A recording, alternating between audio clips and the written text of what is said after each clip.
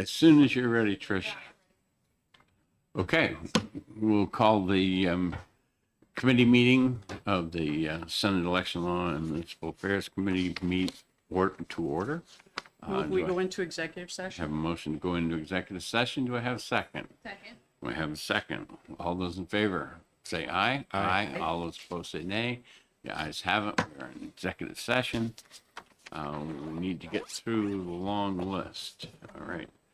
I'm going right down the list. Has everybody got the copy of the amendment to House Bill 463?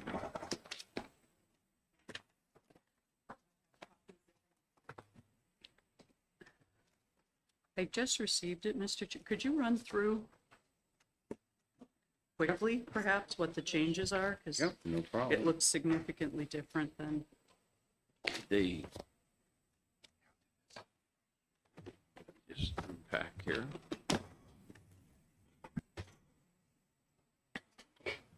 This is pretty much consistent with the things that I've talked about in the meeting prior to. The things that it does. What's the amendment number? So I get it, 17. Okay, and Deb was out this morning, so I guess I need one. Mr. Chairman, if I can ask a question, Yes, sir. I'm basing this on the discussions we've had in the past. My understanding is that the amendment would require the individual to hand their ballot in person. The application for new voter registration, which is already in existing law, it says present it to. And that word present, if you look down on line 23 of the amendment and line, let me see where else it was. So, Mr. Chairman, they Yep. fill it out online or complete the process online, or not, they complete the process. They begin the process online, but Yep. ultimately, whatever they have would have to then be printed out. There are exceptions for, in existing law, for a person who is requesting an absentee ballot who is not registered. There is a process in existing law. That's the only one that would be there. But with this, we are also, this and the other amendments we're doing, we're also including now the last four digits social security number on both the portal and the absentee voter registration. We're requiring the voter driver's license or non-voter ID license, or checking a box that says they don't have either. Again, trying to be consistent in what we're doing. And it is not that many people that we're talking about that would have to register. When we get to 1569, we'll also talk about that a person in existing law, any person who is already registered in the state does not have to prove citizenship or nor age, because they've already done that. Okay, they only need to prove identity and domicile. And by checking the databases, which 1569 will have a group that will be able to help do that on election day, we can eliminate quite a few re-registers. Is there a citizenship affidavit that they would sign? In 1569, we'll talk about that when we get there. Because of a newspaper article that talks about a court decision down in Georgia, where they use the real voter ID and one other federal database that's used for verification of people that can be employed, that they are using that as citizenship tests.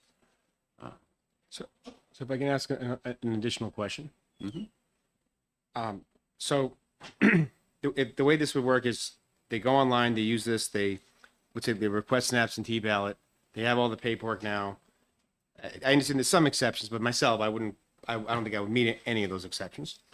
I now have the paperwork. I still got to then deliver that or go to the town clerk in where I live and hand them the paperwork. And then that's when they would give me the absentee ballot, or would it be? For someone who is registering and requesting an absentee ballot, they are telling you that they can't get to City Hall to complete that process. And existing law provides for that. We have not changed the existing law for that, okay? So whether they do it by phone call or whether they do it by an email, whether they do it by whatever, that is existing law, and the portal doesn't change that process. But what we have added to it is some safeguards about checking who that person is, which right now for an absentee voter, you don't have to show an ID because that's not required in law. Okay, and that's existing law right now.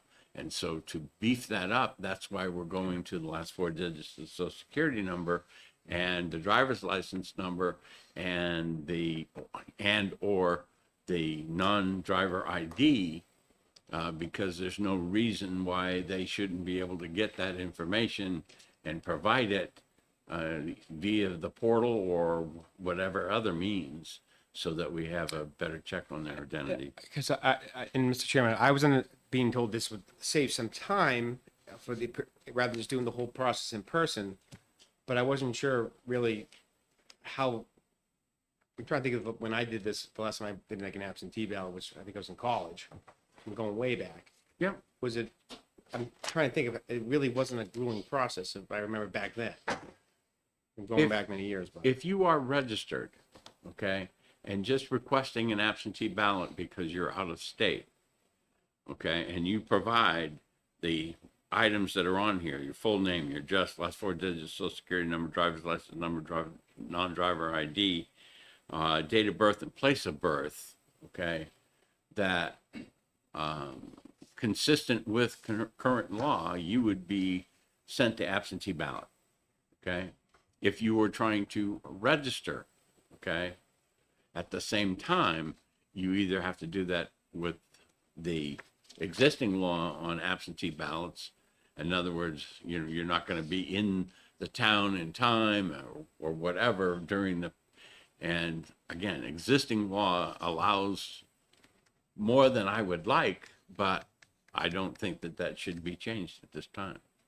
So if I thank could you. just follow up on that line of questioning. So right now, so line 11, you request an absentee ballot. If you're requesting an absentee ballot, you just fill out the request form.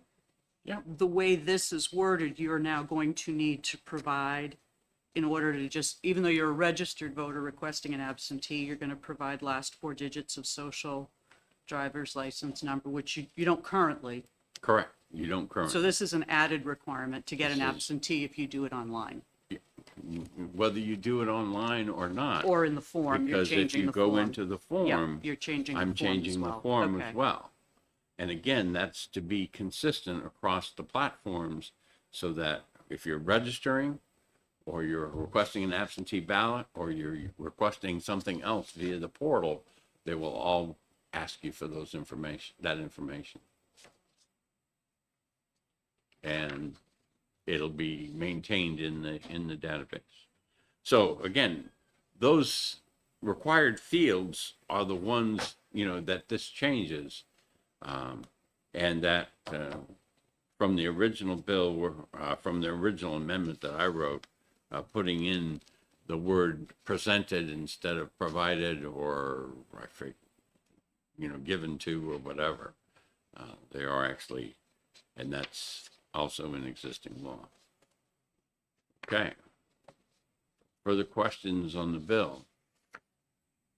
In fact, I will move ought to pass on the bill. Do I have a second? Second. Okay. And I will move the amendment 1779S. Do I have a second?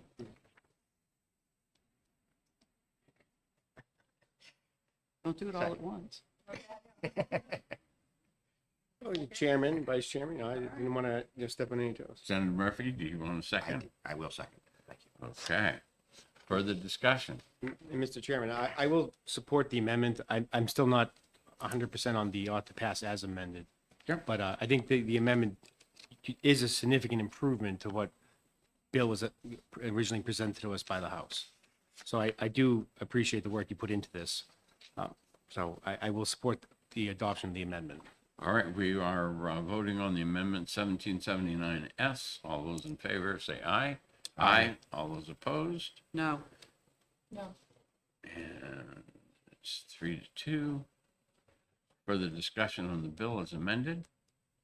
I would just say that because of your response to my question, I understand you're trying to create consistency, but to me, the bar should not be set higher for someone who's requesting an absentee ballot if they're already a registered voter.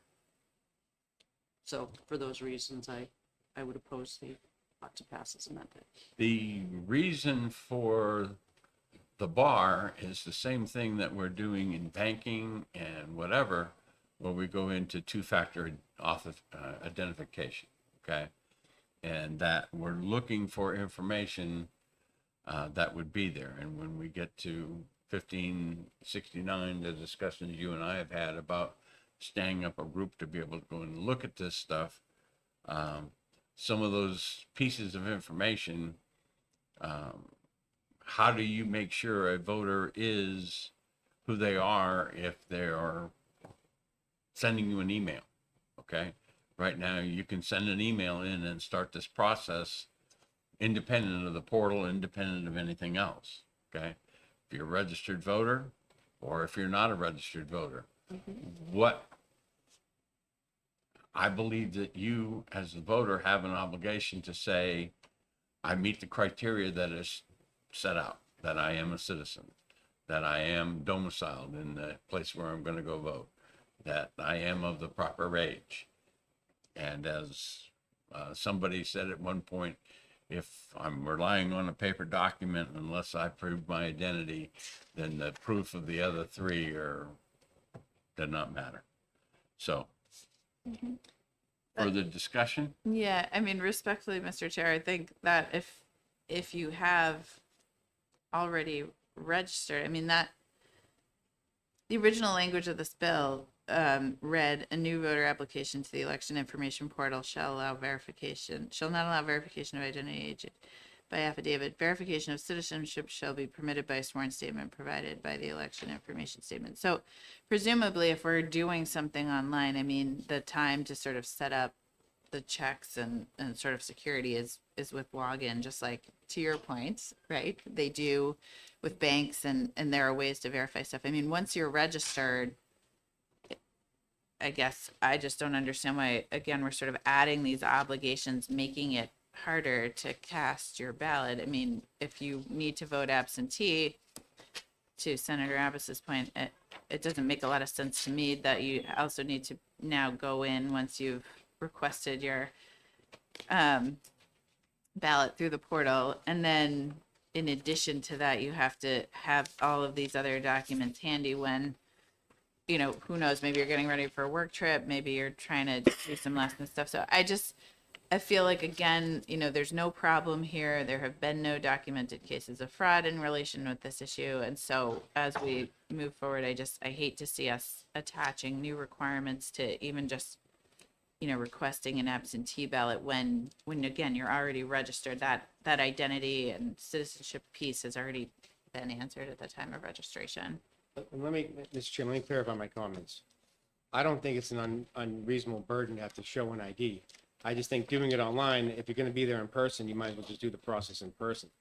I think a larger state like Texas or California, they have a lot more things to process. I think as a smaller state, this is not really something I think I'm convinced is necessary. But perhaps we may vote the same way, but I don't know if I agree with that you're creating an undue burden on someone to show an ID. I mean, they're driving to the place to get there to hand the ballot in. I assume that they have their ID with them.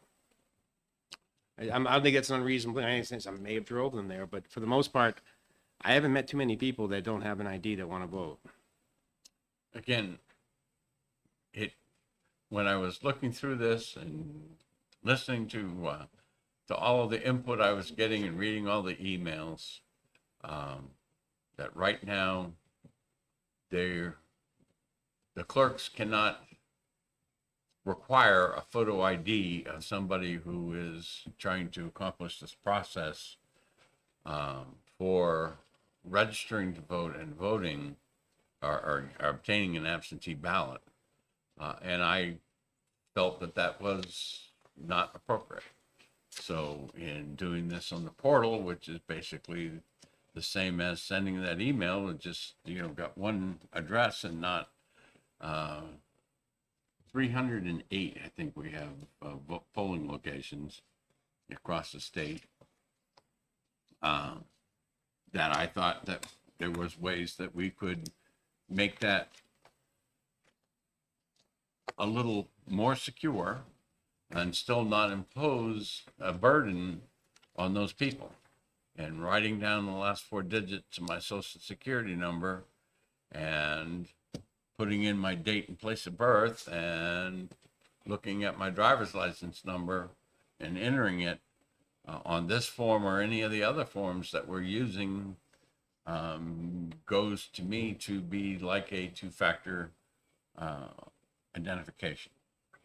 So, So Mr. Chair, do we ask U.S. citizens their date and place of birth? Isn't could ask that them. only a citizenship question? No, when you buy a firearm, you get asked. When you make, What? when I'm you, sorry, I didn't hear you. when you purchase a firearm, it's part of the background check. No, I understand. I'm talking about voter. Oh, okay. It does happen quite frequently in a lot of other circumstances. So I would have to it's go not back unreasonable and here. look at the form. In fact, you got the form there, I guess. And it is place and date of birth, I believe, or something that we do. Just to record. clarify, Mr. Chairman, you don't have to just provide your driver's license number. You have to show your driver's license. Again, that would be and again, we're kind of bouncing back with the amendments in 1569 that I wrote. I intend to request that you guys vote for standing up a group that consists of the Secretary of State, the Attorney General's office, and the DMV that would be able to verify people.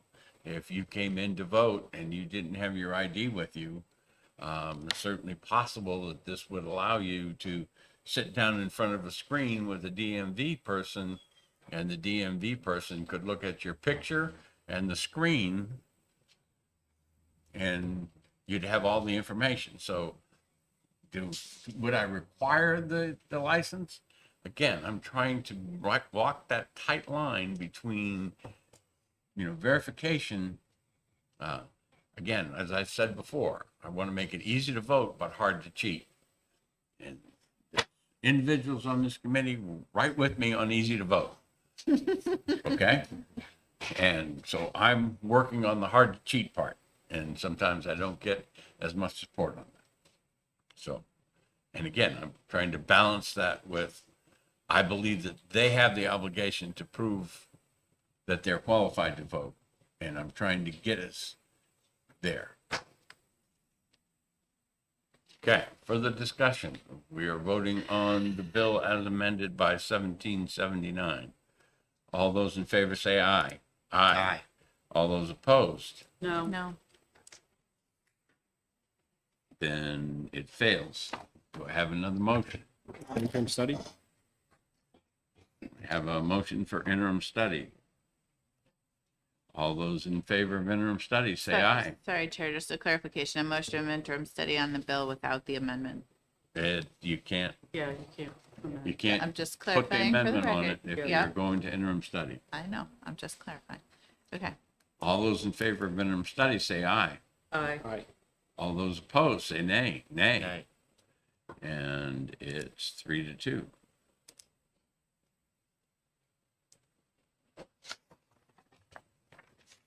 Senator Abbas, you take that one out? Yes.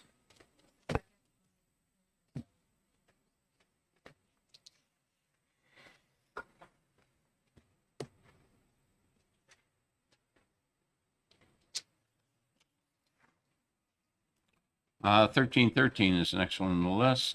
okay.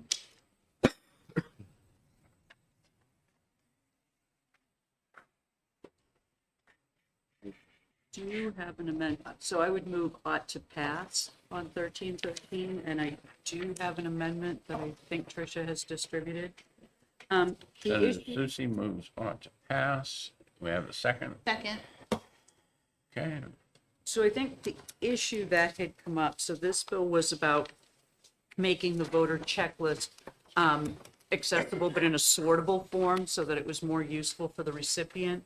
And I think the concern that the amendment tries to address is that there are some places where they may have difficulty emailing a larger file, or there may be some security issues. So what the amendment does is allow the clerk to also provide an electronic copy in another electronic media that's provided by them, so like a thumb drive or something appropriate. And also, it sets the fee of up to $25 that can be charged for the copy, as opposed to trying to figure out who's gotten one free, who's gotten two, and so just tried to clean it up and provide another tool for the clerk in providing the information as requested in a safer, perhaps more secure way. further, oh, I want to put down, Senator Susie moves amendment 1791. Yes. Second. Okay. Further discussion? All those in favor say aye. Aye. Aye. All those opposed say nay. No, just one. Okay, 4-1. No offense. No, I'm a nay. I think Senator Murphy had a good idea with just having it on the website and click. So we're at 3-2. Senator Murphy, you have a committee amendment or something, or what? The reason I object to the amendment, and it's not a strong objection, is simply that I think there should be some relationship between the cost of providing a service and the charge that we're charging for the service.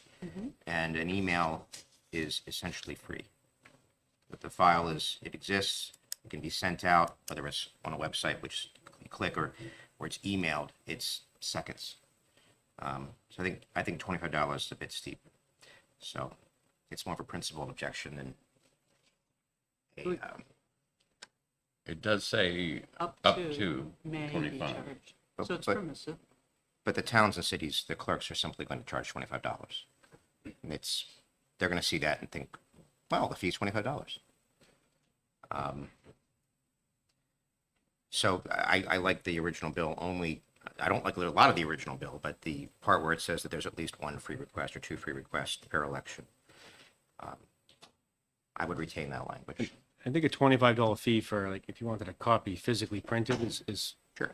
more than reasonable, but I agree with the electronic copy. Once it exists, they're essentially just sending you an email of something that's a low burden to put together. That's just my issue with the $25 as well. It's more work to process a $7 dog license.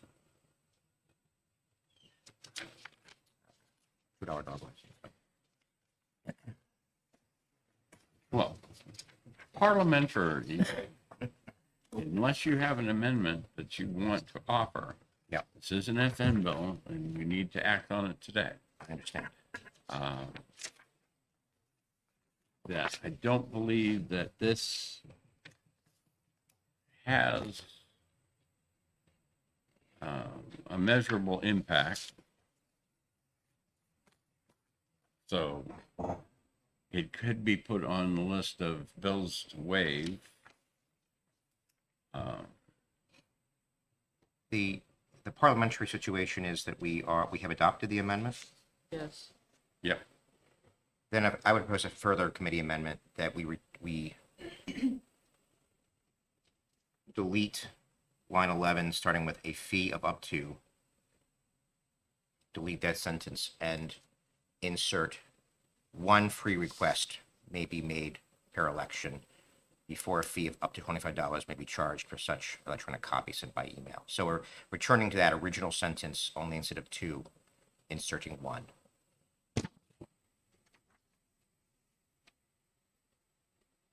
Okay, If that would be, Trish is still writing, so it's the original sentence, Trish, only instead of two, it's number one. So I If think, that's reasonable. if I may, Senator, I think if you're going to make a further amendment, you probably want to just insert the words, one fee request may be made per election, comma, before, because a little louder, Senator. I'm sorry, am I mumbling? Because you may just want to insert the words, one free request may be made per election, comma, before. Yes, ma'am. Because in Senator Stussey's amendment, we captured that idea of other electronic media. I'm not saying I would support such an amendment, but I'm offering it for the Slightly good of cleaner language, and I cleanup. appreciate that. I think Okay. that's a solid suggestion. And the one free copy, keep in mind, if it's sent to you by email and you erase the email and have to request it again, I don't feel bad about the 20. No, I don't either. Yeah. That's why I'm taking away two and making it one. Yeah, now, But to clarify, this says per election, so if you get one in the primary and you lose it, you can ask for one in the general, because that's another election. So you're essentially doing. I think the issue was that, I agree, sending an email doesn't cost money, but downloading it, and different towns based on size just have different capacities. And I mean, I don't know what thumb drive or whatever costs at this point. It's nominal, but because if you have the free part of it, now they're going to have to track. So you've actually inserted a requirement that. That's my only concern. That's why I was trying to clean that up, but. Spreadsheets are very small files in comparison to the amount of data they carry. I mean, the entire voter file from Manchester can be sent via email in seconds. It's just not a big file. So I don't, the only reason to use a thumb drive is that you're concerned about the security of the file, and it's public information.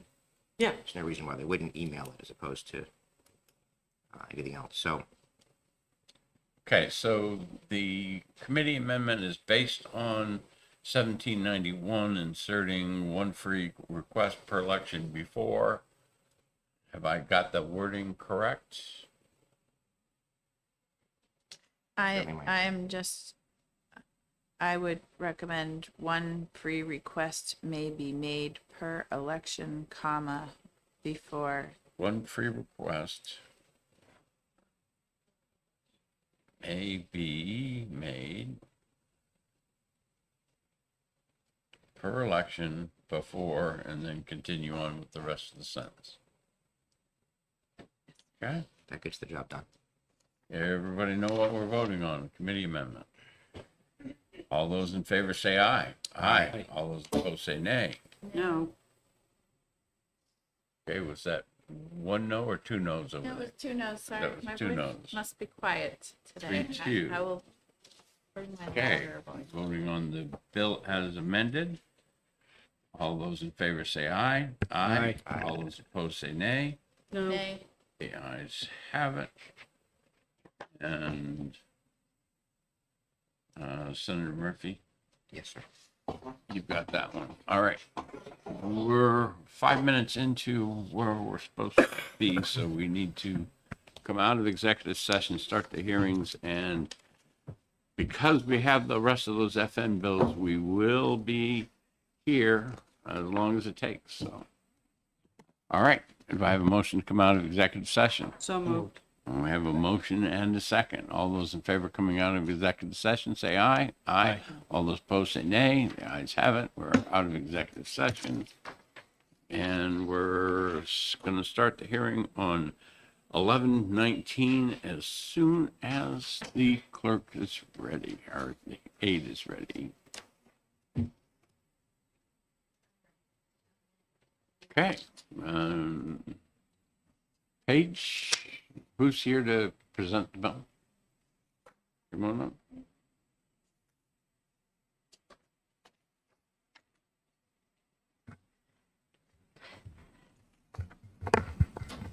Good morning. Go ahead. I'm Representative Prudhomme O'Brien. I'm from Derry. And in my community, we had a real issue with a storm during the town elections last year. Because of this, a lot of people were wishing to vote absentee, and might have been kind of new to them.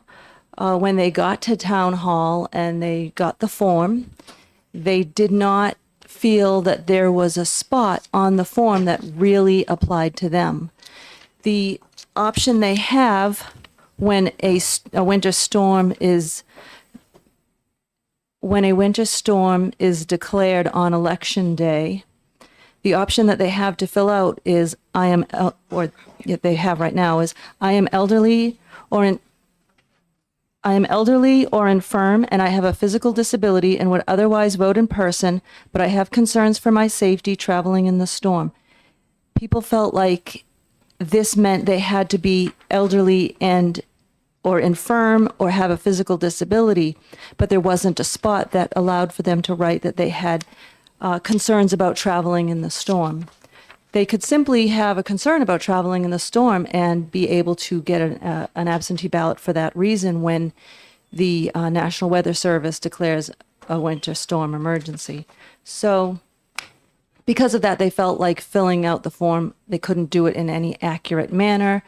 And I heard a lot of complaints about that, and people wanted to be very honest on the form. And so this allows them to be very honest on that form. And I think that we should just keep encouraging people with that sentiment. So that is how this legislation came about.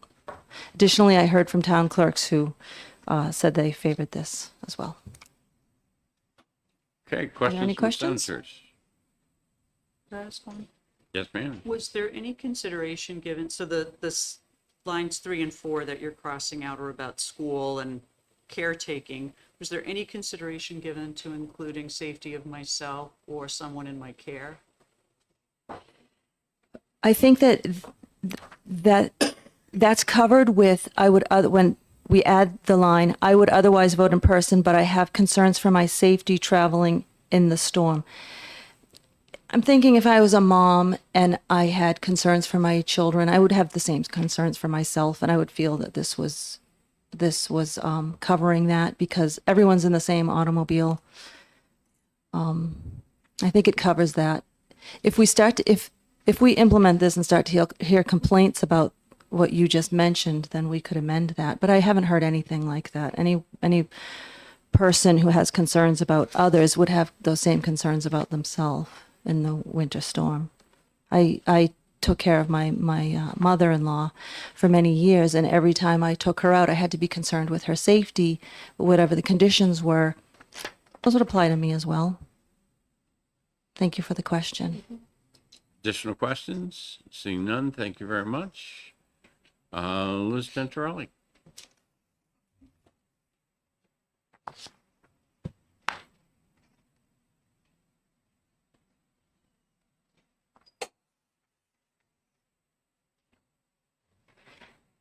Thank you, Liz Tentarelli, President of the League of Women Voters of New Hampshire. And of course, we work very hard to help people understand voting procedures. So in 2023, when we knew this big storm was coming, I was on the League's Facebook account and all the subsidiary Facebook accounts for League posting about this option. You know, as soon as you put something on Facebook, you start getting nasty comments. So that's what happened. People said, that only applies to really old people. And, you know, I guess if you go with elderly is not a good word, frankly. It's probably not a legal word. And that's what it originally said. And, you know, I may be elderly, but I'm not infirm. So where does that leave me? Anyway, I got that kind of comment. I also got comments like, I would walk through a raging blizzard to vote if I had to. Well, all right, but maybe you don't live on the kind of, you know, narrow state highway that I do, where walking 2 miles down the road when there's no shoulder because we've got the big drifts works.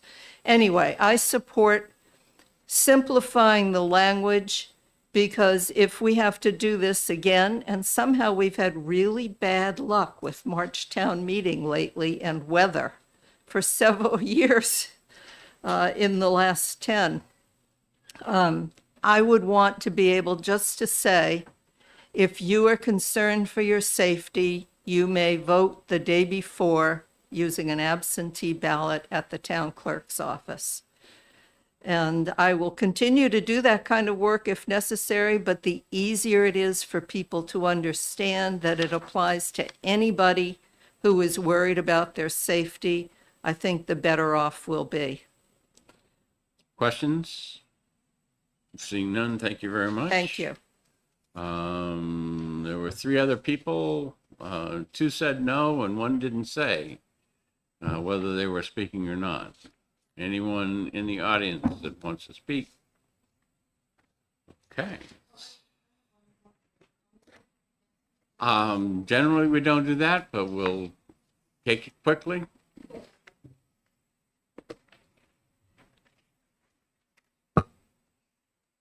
I appreciate that. Thank you so much. I just want to add that this does not expand voting rights. Some people have had questions about that. That was a different conversation regarding winter storms that happened a few years ago. This does not expand voting rights. It simply adds a section on the absentee ballot request form that they're voting because of the winter storm warning issued by the National Weather Service. Thank you. Okay, thank you.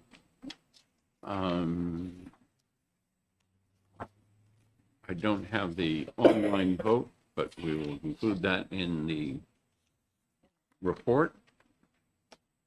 Okay, we'll close public hearing. As soon as we're ready, we'll open the public hearing on the next bill.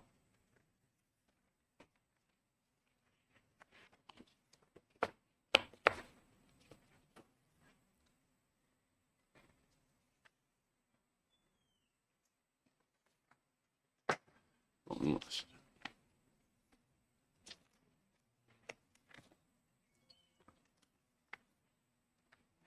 While she's getting ready, there was a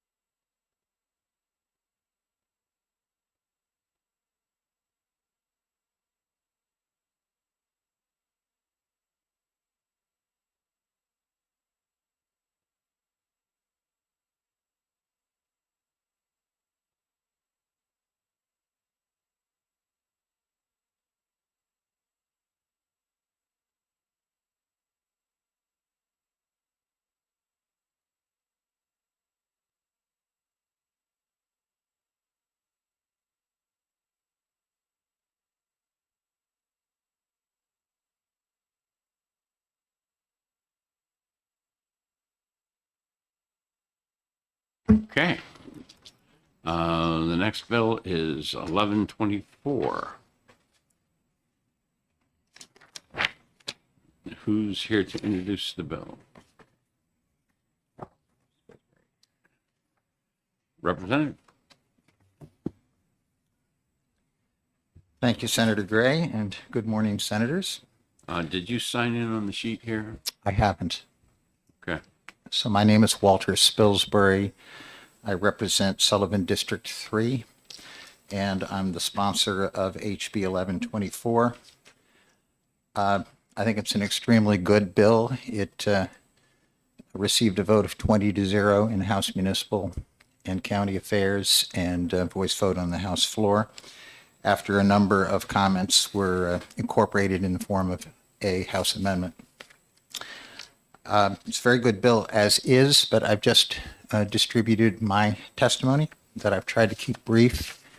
And in that, I make several suggestions for modifications that I don't regard any of them as urgent, but they're all worthy of your consideration. And so I would encourage you to make these changes. The first one in section 1C on line 9 would add the phrase after no full-time town employee or department head. And that would bring it into alignment with other statute as well as the subsections J and K. So it wasn't meant to leave department heads out. They represent the same kind of problem. The second suggestion that's come up is on line 25 and 26. No full-time municipal employee or department head shall serve on any budget or finance board or committee. People have told me that that phrasing trips them up, so it's two couplets, right? It's budget or finance board or committee. So I've just suggested alternative phrasing that might make that unambiguous. Any budget or finance board or other committee having the same function. In addition, I've heard from several municipalities that there is a existing practice in some common use where a deputy town clerk also then is appointed as a deputy tax collector. And that arrangement was not contemplated in the bill.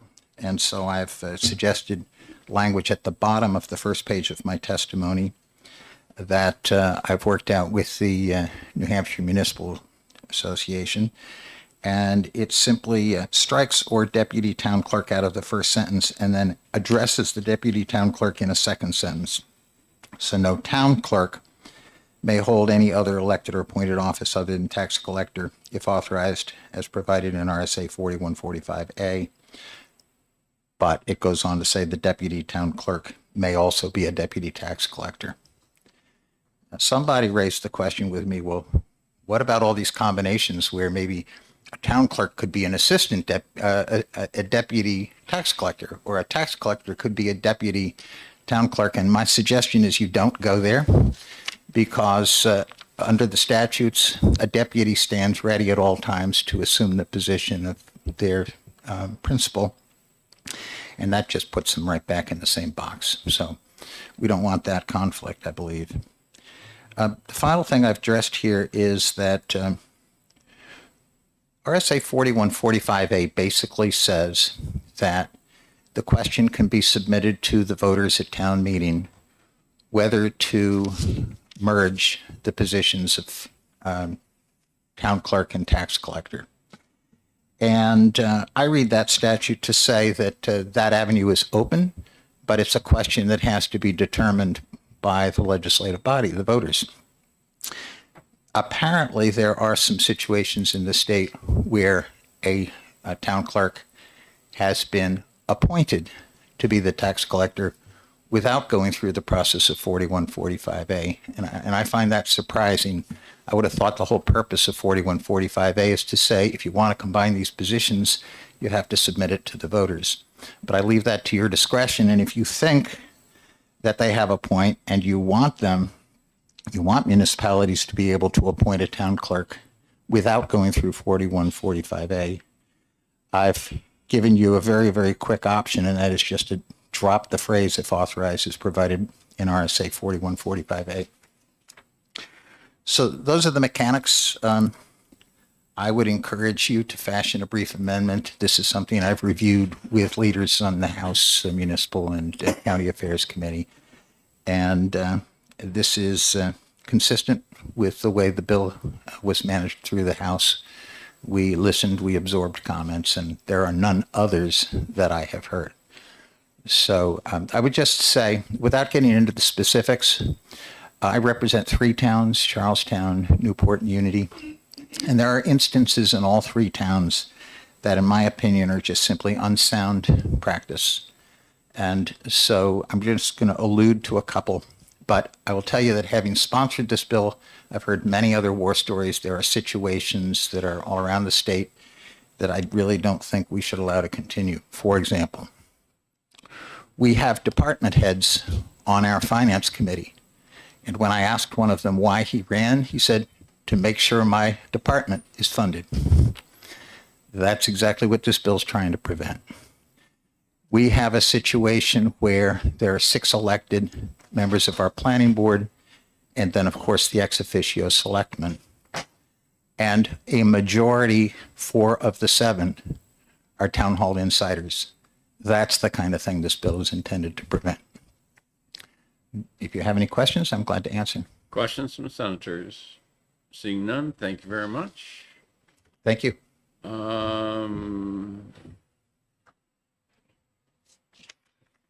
Representative?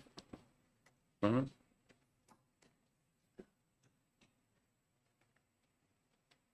When you sign in on the Senate sheet, put rep or district or whatever. Oh, okay. I've already signed you in, so you can do that next time. Go ahead. Thank you, honorable members of this committee. For the record, my name is Deborah Elward, and I represent Merrimack District 5, which is Andover, Danbury, Hill, Salisbury, and Webster. And I am a freshman, and I am interested in this bill very much because I think it's needed. I live in a small town, and I can allude to many instances where there's been blatant conflict of interest, but it is somehow not clearly defined in the law. So it was brought up to me regarding use of this term full-time throughout from line 9, 18, 23, and 25. It seems to me that whether you're full-time or part-time, if it's a conflict, it's a conflict. And that it shouldn't matter if you're full-time or part-time, and that should be omitted. And I've been asking this question for years. I wonder if there should be a provision for a prohibition on any person who by blood or marriage are related, and including housemates, which I've seen included in conflict of interest ordinances, prohibited from serving on the same board. A husband and wife serving on the same board, to me, would invite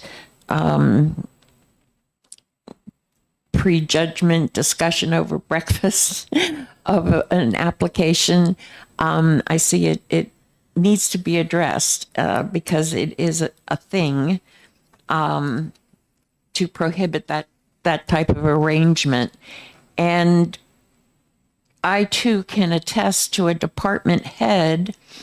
It's the volunteer fire department, the head of which receives, I guess, a stipend from the town or some kind of money from the town.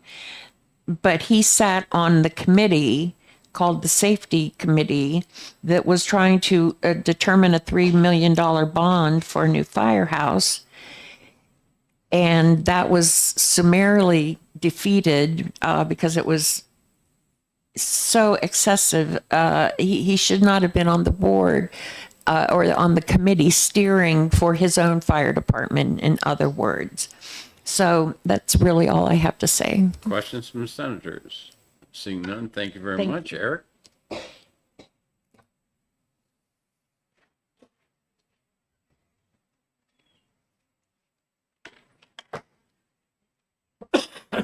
Hello, Senator. Thank you for having me. My name is Eric Power. I'm from the town of Brookline.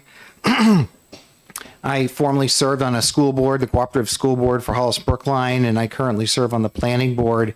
So I'm involved with a lot of municipal positions, both on the school side and the town side. And in talking to others, as well as I've seen in my own town, there is the potential for the conflicts of interest. There are some things in statute today that help prevent some of that, but I believe this bill by Representative Spilsbury is important to help clarify that there's still other conflicts of interest that can and do happen in order to that, having employees, voting for their own budgets and those sorts of things, just when the average citizen looks at that, they think that there's something wrong there.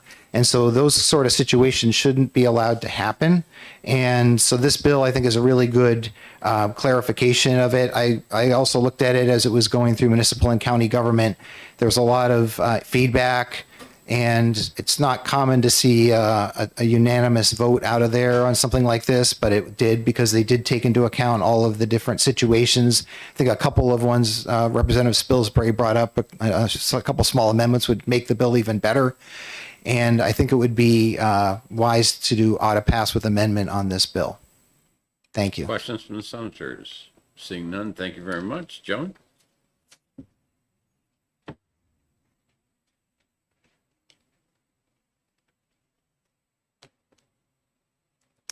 Thank you to the chair and the board for hearing our testimony. So I'm Joan Dargy, town clerk in Milford, also the vice president of New Hampshire City and Town Clerks Association. We have some concerns with the bill because it kind of seems like it's calling out. So the town clerk seems to be the only one defined in here that can't do anything else. And one of the unique situations with the town clerk is that the town clerk has to live in town. So we have many of the small towns up north where the town clerk, like we have one town clerk, Woodstock is the town clerk and the town administrator. She would no longer be able to do that. Like, for example, myself, I'm appointed to the zoning board. I've been on the zoning board for 15 years. I've never once had to recuse myself for conflict between my position as town clerk and a zoning board member. We have town clerks that in other small towns that are doing multiple positions. We also have many town clerks that are also school clerks, which is a perfect thing if you get elected to both, because it's a combined, we're doing the same job. We're preparing the ballots, we get the ballots in town hall. We have to send out the absentees.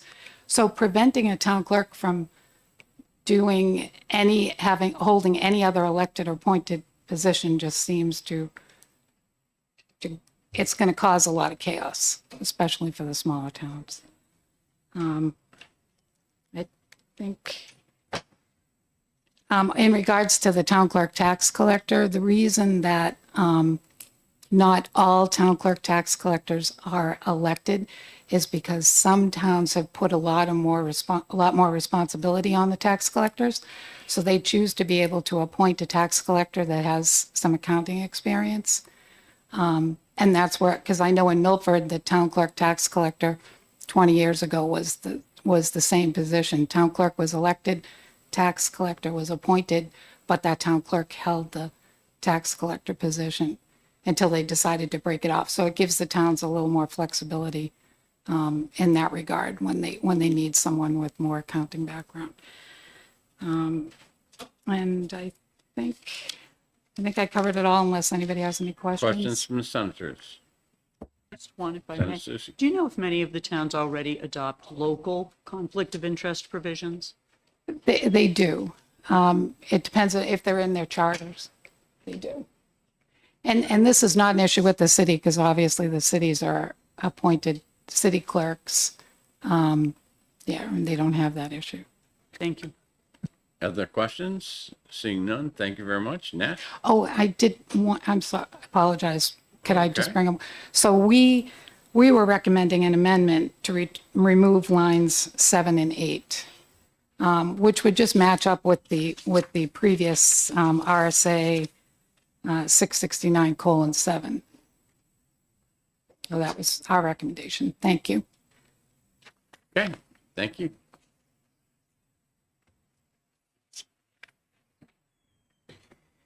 Thank you. Nate Graves for the Municipal Association. We are neutral on this bill. I understand the town clerks have proposed amendment that says Representative Spilsbury, and I'll leave it to the committee's discretion to determine which of either of those is appropriate. Basically our focus on this was looking at the existing law, both as written, which is fairly confusing. We get quite a number of questions on it at the association, as well as the handful of court cases that have come out about this. There were a couple areas we asked Representative Spilsbury to focus on as he looked at proposing an amendment to his original language. One was to prevent opportunities for fraud. One of the concerns, obviously, is that somebody who collects money, public money, then should not also have the opportunity to spend public money without some sort of oversight, because that just opens up the opportunity for fraud. And we have a very robust checks and balances in the state for trying to minimize that. So, we just don't want those. We want to minimize those opportunities as much as possible. We also had some input on some of the quasi-judicial conflicts, such as with the land use boards, which serve in quasi-judicial capacities. They address specific rights of specific persons. And one of the concerns that has recently been arising was some of the municipal employees who provide services to that board may provide advice to land use applicants, also serving on the board, because they have information that the other board members would not have, would not be presented at the public hearings. So we're just trying to make things as neutral as possible and work for everyone. And additionally, we just wanted to highlight, if you do decide to adopt this with or without amendments, that one of the focuses that already exists in 669.7 that we think should continue is that both individuals and then full-time employees should not be voting on their own raises. Separate that out. That's one of the focuses, because that's kind of the point of the check and balance, to make sure that there's more inputs going into what's happening than not. I'm happy to take any questions that the committee may have. Questions from the senators? Okay, Senator. Thank you. Neach, there's been a lot of comment about how this impacts towns. My reading of this is that it's only the provisions in line 23 and 20 through 26 that would impact cities. Is that correct? I believe so. The majority of 21, I should say. the majority of this is simply a rewrite of 669.7, expanding what is currently a 3-line statute into a more appropriate number of lines. Additional questions? Seeing none, thank you. That's the last speaker that we had signed up. Thank you. Is there anyone who's changed their mind? Okay. I have a question of the senators. Is there anyone that wants to take this on as a project? Because I don't think I saw anyone come up that said they didn't want to change to it. Seeing none, we'll just move on. I'll close the public hearing and we'll continue on from there.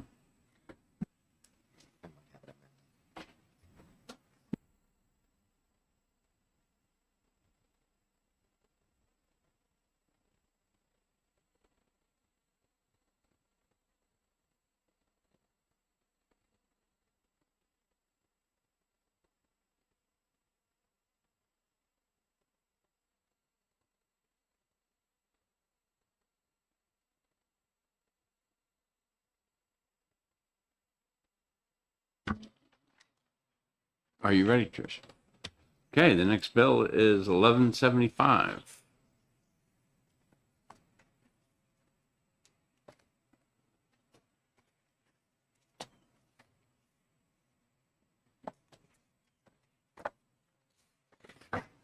Okay, Representative. Thank you, Mr. Chairman and honorable committee members. I apologize for being out of breath. I have a bill that's running behind over in commerce, so I ran over here. For the record, I am Representative Diane Power. I represent the towns of Brookline, Mason, and Greenville in Hillsborough County District 36, and I also serve as the Vice Chairman of the House Municipal and County Government Committee. This is a simple, straightforward bill that was filed upon the request of a number of citizens. And the purpose of this bill is to restore the original method of adopting SB2 by placing the question back onto the official ballot. For nearly 25 years, the question to adopt SB2 was on the official ballot, and voters were able to vote on the question to adopt at the polls on town election day. Since SB2 became law in 1995 through 2019, a total of 152 political subdivisions adopted the SB2 form of meeting. That's 71 towns and 81 school districts. Now, in 2019, the law was changed and the question to adopt was removed from the official ballot and it became a warrant article to be voted upon at the annual meeting. Since this law was changed 5 years ago, there has been a total of 43 warrant articles to adopt SB2. Only 42 of those attempts have failed and only one has passed. Therefore, in my opinion, it should be clear that SB2 has essentially been handcuffed by this unnecessary change in law. Additionally, I'd like to make the point that SB2, when it's proposed and is placed on the warrant, there are mandatory public hearings that are required to be held during which SB2 is extensively discussed. And also in multi-town districts such as school districts, hearings are required to be heard in each town on separate days at different times. Importantly, this allows the voters the opportunity to become fully informed about SB2, because clearly making this type of change to their town government is a significant change. And there's almost always extensive online postings on social media, and as well as in-print op-eds and opportunity for people to discuss this within the community. Therefore, I would contend that there are sufficient and ample opportunities for people to understand what SB2 is and what this change means. So to conclude, this bill places the question to adopt SB2 back onto the official ballot and restoring the original method of adopting, which worked well for nearly 25 years. And this change will enable more citizens to be able to vote on SB2 at the polls on town election day. And I would also offer to you that when more people are able to vote on the question, it better represents the will of the people in making such a change.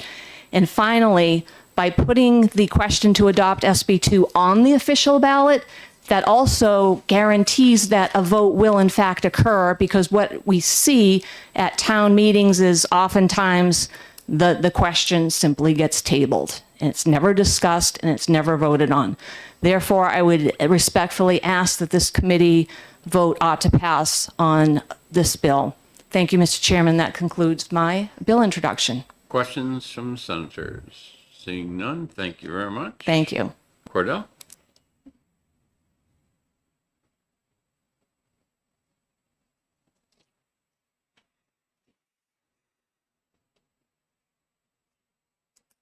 Good morning, Mr. Chairman and committee members. My name is Cordell Johnston. Hit the button. Just This button? get a red light and then start over. Okay, I haven't been here in a while. Good morning. My name is Cordell Johnston. I am a municipal lawyer. I serve as legal counsel for several New Hampshire municipalities. I'm also the moderator for the town of Henniker and the Henniker School District. I did send a letter by email, which I hope everyone got. If you didn't, I have a few copies, but I assume people got it. I'm here to oppose House Bill 1175. This is an issue that the legislature and specifically this committee have considered twice in the last 5 years. And both times this committee voted unanimously to reject the position that's in House Bill 1175. The basic difference between the current law and House Bill 1175 is that under the current method, if there's a proposal to adopt SB2, the people get to discuss and understand how SB2 works by discussion and debate at the town meeting. They get to understand what the consequences are. Under House Bill 1175, that doesn't happen. Yes, there is a hearing when, as with most hearings that occur prior to town meeting, almost no one attends. When my school district adopted Senate Bill 2, there was a hearing prior to the school district meeting. I think about 6 people showed up out of the probably 1,000 people who voted on it. At that hearing, there was no one who was there to learn. Everyone was there to express an opinion. We all had our minds made up. So people don't learn about the pros and cons of House Bill 2 by going to a hearing. Certainly not by online posting. Social media is not the best place to learn about legislative policy. Voting on an official ballot on something that's going to be a huge change in how a legislative body operates, that's not how legislative bodies decide matters. You decide them by assembling, having debate and discussion, and then voting. If the state Senate were to propose something like this, you would not have 24 senators voting by official ballot. You would have them engage in debate and then vote on it. The fact that only one town or school district has adopted SB2 since 2019, that I would interpret that as a sign that the current process is working. But whether you like SB2 or hate SB2, if a town wants to adopt, I think it's fairly clear I hate SB2. But if a town wants to adopt it, that's fine. But the people should understand what they're voting on, not be making up their minds in about 30 seconds in a voting booth on something that they've never even heard of before. So I'll end there. I do encourage you to read my letter, and I'd be happy to Questions take any from the questions. senators? Seeing none, thank you very much, Eric. Thank you.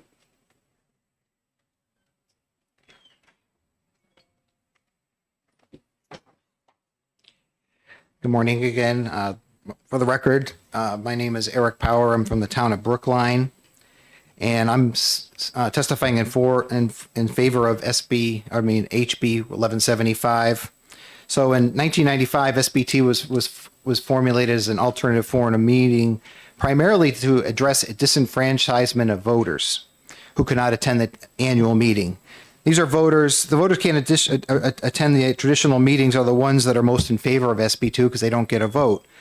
Folks like disabled voters, elderly, business travelers, shift employees, military members, students, parents of small children.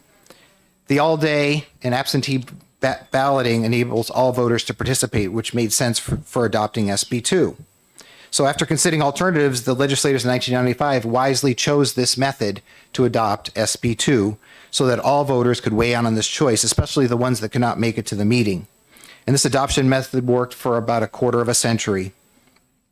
But the 2019 law change, making that a warrant article at the traditional meeting, has made SB2 adoption nearly impossible. Voters at the traditional meeting now vote on SB2 adoption are largely the folks at the meeting are the ones that like the traditional meeting, so they're not going to vote to adopt SB2, which is why almost all the adoption proposals have failed. Voters can't attend long meetings. You don't know when the SB2 article is going to come up. And usually the article is proposed by petition and usually placed at or at the end of the warrant. So it makes it very difficult for people to be at the meeting and be able to vote on adopting SB2, even if they wanted to. As a matter of fact, the other thing that happens, as was mentioned earlier, is that the question to adopt SB2 is often tabled or attempted to be tabled. And that's in fact happened to me twice in the town meeting in 2023 and 2024, and 3 times in our co-op school district recently since this law change. So when SB2 adoption is proposed, it's usually not the first time. People know about SB2. There is a lot of online discussion. There's a lot of letters to the editor and op-eds. There's the mandatory public hearings. And in our co-op, we have to have 2 of them because there's 2 towns on different days. So there's a lot of opportunity, and we've had good debates at those hearings. But when you come to the annual meeting, there isn't really the curiosity to learn about SB2. People have made their minds up when they go there. Moderators typically limit a proponent of a warrant article to 5 minutes, so you have to explain SB2 in 5 minutes, and then there's usually each voter can have up to 2 minutes to make comments. So, as it was said, over 5 years of annual meetings that we've had this law change, there's been over 40 attempts with 1 adoption. So it's clearly not really working. Official ballot questions always get more voters than the annual meeting because more people vote on election day than go to the meeting at night or on a Saturday. So with SB2 adoption being that important, it's more important for more voters to weigh in. And that's what's important to have, that's why you have it on the official ballot, is makes more sense. It's similar to how, I'm a member of the planning board. Those are very important zoning amendments. That's why we put those on the official ballot as well. Placing SB2 adoption back on the official ballot meets the original legislative intent of SB2 when it was put together, because it empowers all voters to vote and it eliminates voter disenfranchisement. To empower all voters, it's logical to have the question on the SB2 ballot. So please recommend ought to pass on HB 1175 to empower all voters, and so that the SB2 adoption question can be voted on by all. Thank you very much. Questions from the senators?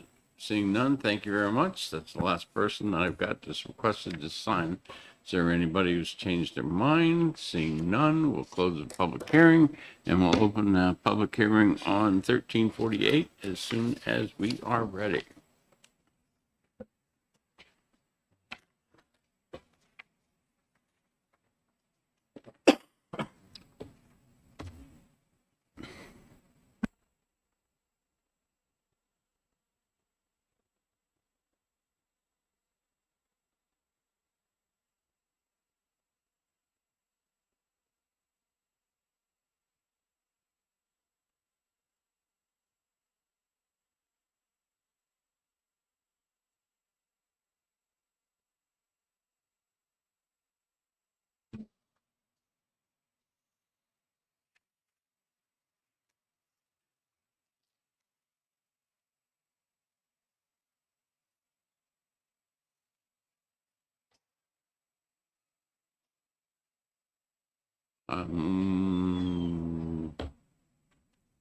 Looking for representative power.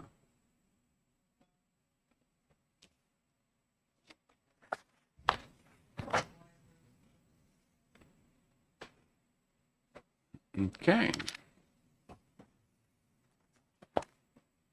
Then I will introduce myself, or we're going to have a hearing on 1348 governing the application for a ballot recount in the state general election. And the only one we have signed up to speak is Representative Power. And she's not here. Anyone else who would like to speak on this bill? Thank you. We'll close the public hearing. That's public hearing. What can I say? I know how to get there.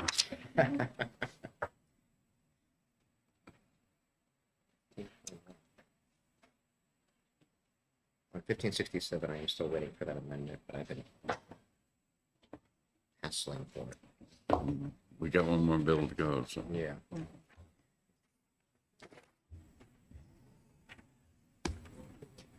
Okay. When you are ready. Okay. We'll open the public hearing on 1521. I don't see the primes. Oh, come on up then.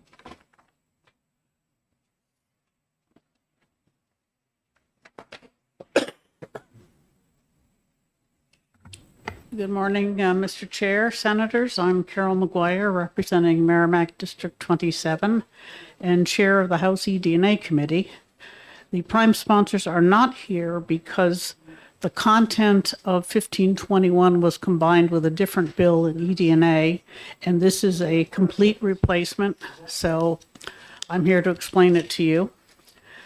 We heard testimony that recovery houses have been having difficulty with planning boards, even when the planning board supports the concept, because the law was unclear and confusing and didn't establish what the requirements should be for a recovery house. So what this does is defines a recovery house, which is essentially a home for a non-related family, and it insists that it is treated the same as a single family or multifamily home in the same zone. And it does require that in order to do so, the recovery house would require certification, which is a process administered by HHS. And so that if they are to be certified, they're treated essentially with more respect. I'll try to answer questions. I believe there are some other people here who might have more details. Okay, questions from the senators? All right, the situation that we're in is that we have no one signed up and opposed to the bill. Online, what did we have?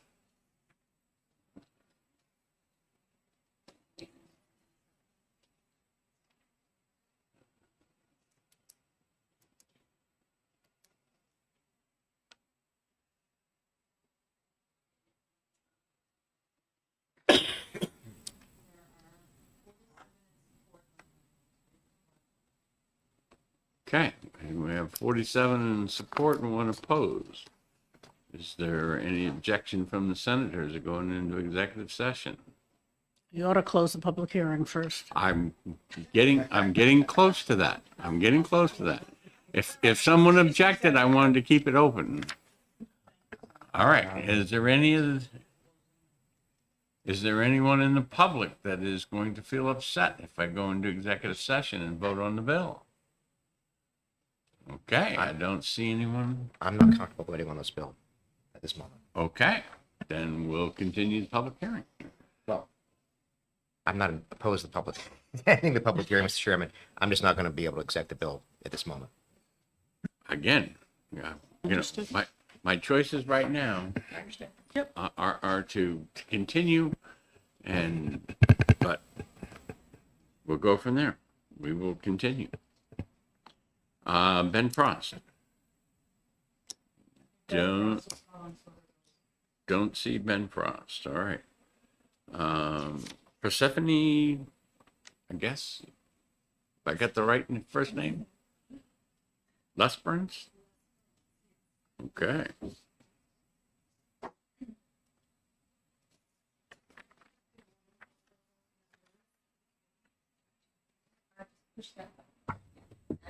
All right, good morning.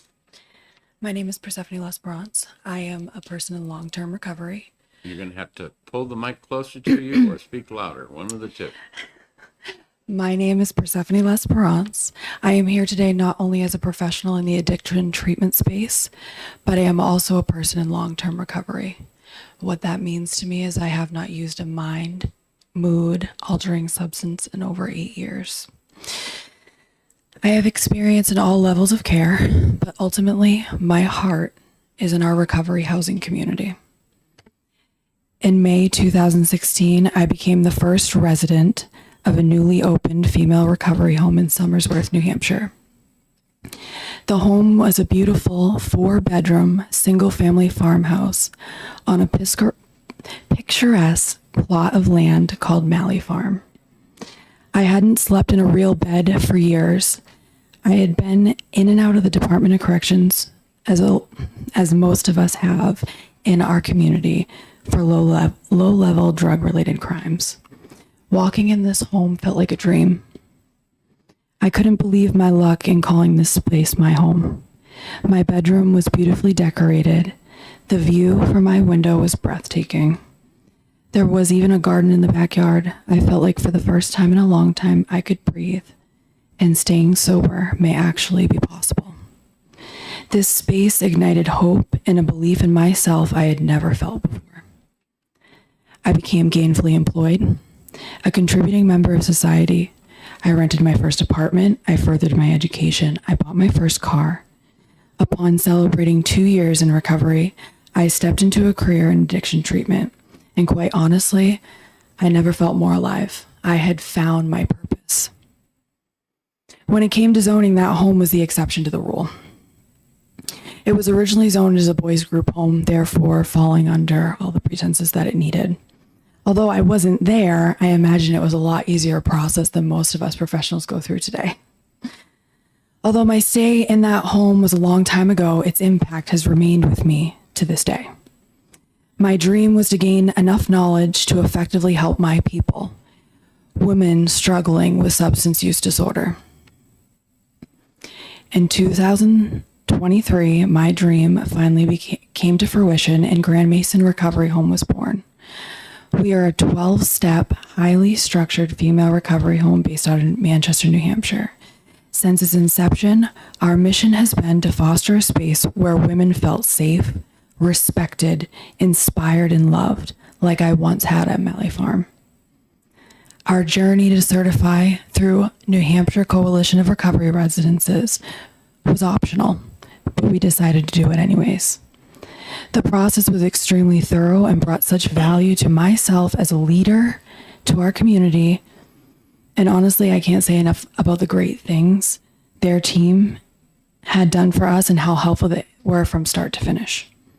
My hope today is that after hearing my story, you get a snapshot of the impact passing HB 1521 could have on so many of our citizens trying to get out of the shadow of substance use disorder in our great state of New Hampshire.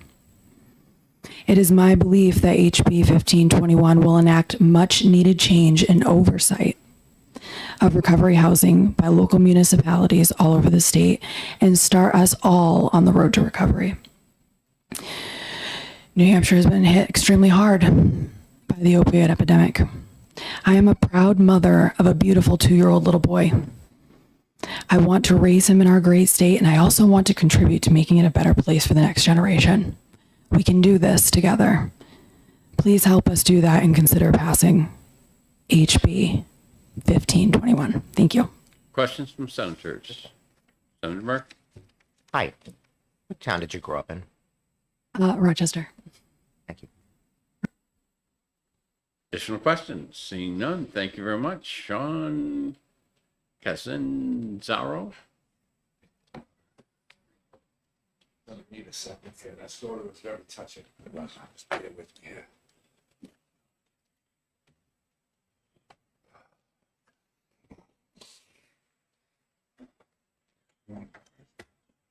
So Melissa O'Brien signed up to speak as well. She's my girlfriend and co-owner of the recovery homes.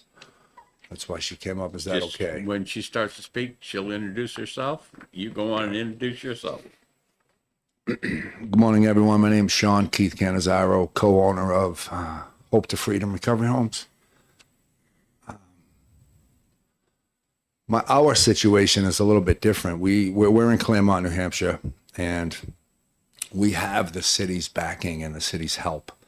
But the thing was, we had to go in front of the zoning board to get permission to house more than 5 unrelated people, even though it's a single family home for our first female house. It's called Donna's Place. And while we were going through or to the zoning board hearings month after month, there was, I think, 6 or 7 months, we had to prove ourselves. And we did that by answering questions, providing documents. We got letters of support from, the judicial branch, community housing program, NH Core. I'll just read a couple off. My old plan manager at Genfoot in Littleton, New Hampshire, Greater Sullivan County Public Health Network, Sullivan County Department of Corrections, the superintendent, a lieutenant from the Department of Corrections, our friend Chucky Rosa from Chucky's Fight, a Family Resource Center, TLC, which is in Claremont, Remix, which was a nonprofit social club, sober bar, social club coffee bar. The Phoenix, which is a nonprofit sober club that promotes sober activities, and so on and so on. Treatment centers, friends, therapists, people from Harbor Care, president of Grace House Institute in Massachusetts, Sober Sisters Recovery at Malley Farm, Capital Recovery, which is right down the street. My friend Carl that works at Second Wind Foundation in Vermont. People that work in treatment, people that work as counselors, therapists. And we have all this support, and it's still, and we had support from the city planner, the mayor, the previous mayor, her family, the city council, some of the city council, the county commissioner, the county manager. And we still had to prove ourselves, which is fine. I get it. Nobody wants this whole not in my backyard kicks in. Nobody wants a bunch of junkies and addicts and alcoholics and bank robbing prostitutes next to them. I get it. But if I had said I was opening up a house with 10 or 12 doctors from Harvard, they wouldn't say a word. They'd be knocking on the door looking for prescriptions. So we're continuing to go over and over month after month after month with the help of the city. But the thing that was lacking was the understanding of what recovery housing is. So in the meantime, during those, those 6-7 months that we were wasting time going in front of the zoning board, people were dying. Because in the beginning of the zoning board hearings, people would call us and say, hey, is Donna's place open yet? Can I call Melissa? Is Donna's place open yet? No, I'm sorry. No, not yet. And then I haven't heard from any of them since. So I'll read a little bit of a letter that my little sister Courtney wrote. If I can make it through. My name is Courtney. I'm one of Sean's younger sisters. The reason I'm writing this letter today is, this is to the zoning board, is to give some personal insight of why I believe him and Melissa opening an all-women's recovery home is going to be amazing, have an amazing impact on women in recovery. Sean and Melissa are one of, sorry. I always get emotional because this stuff is serious. Sean and Melissa are one of God's perfect examples of recovery gone right. And we have some more behind us. You just heard from one of them.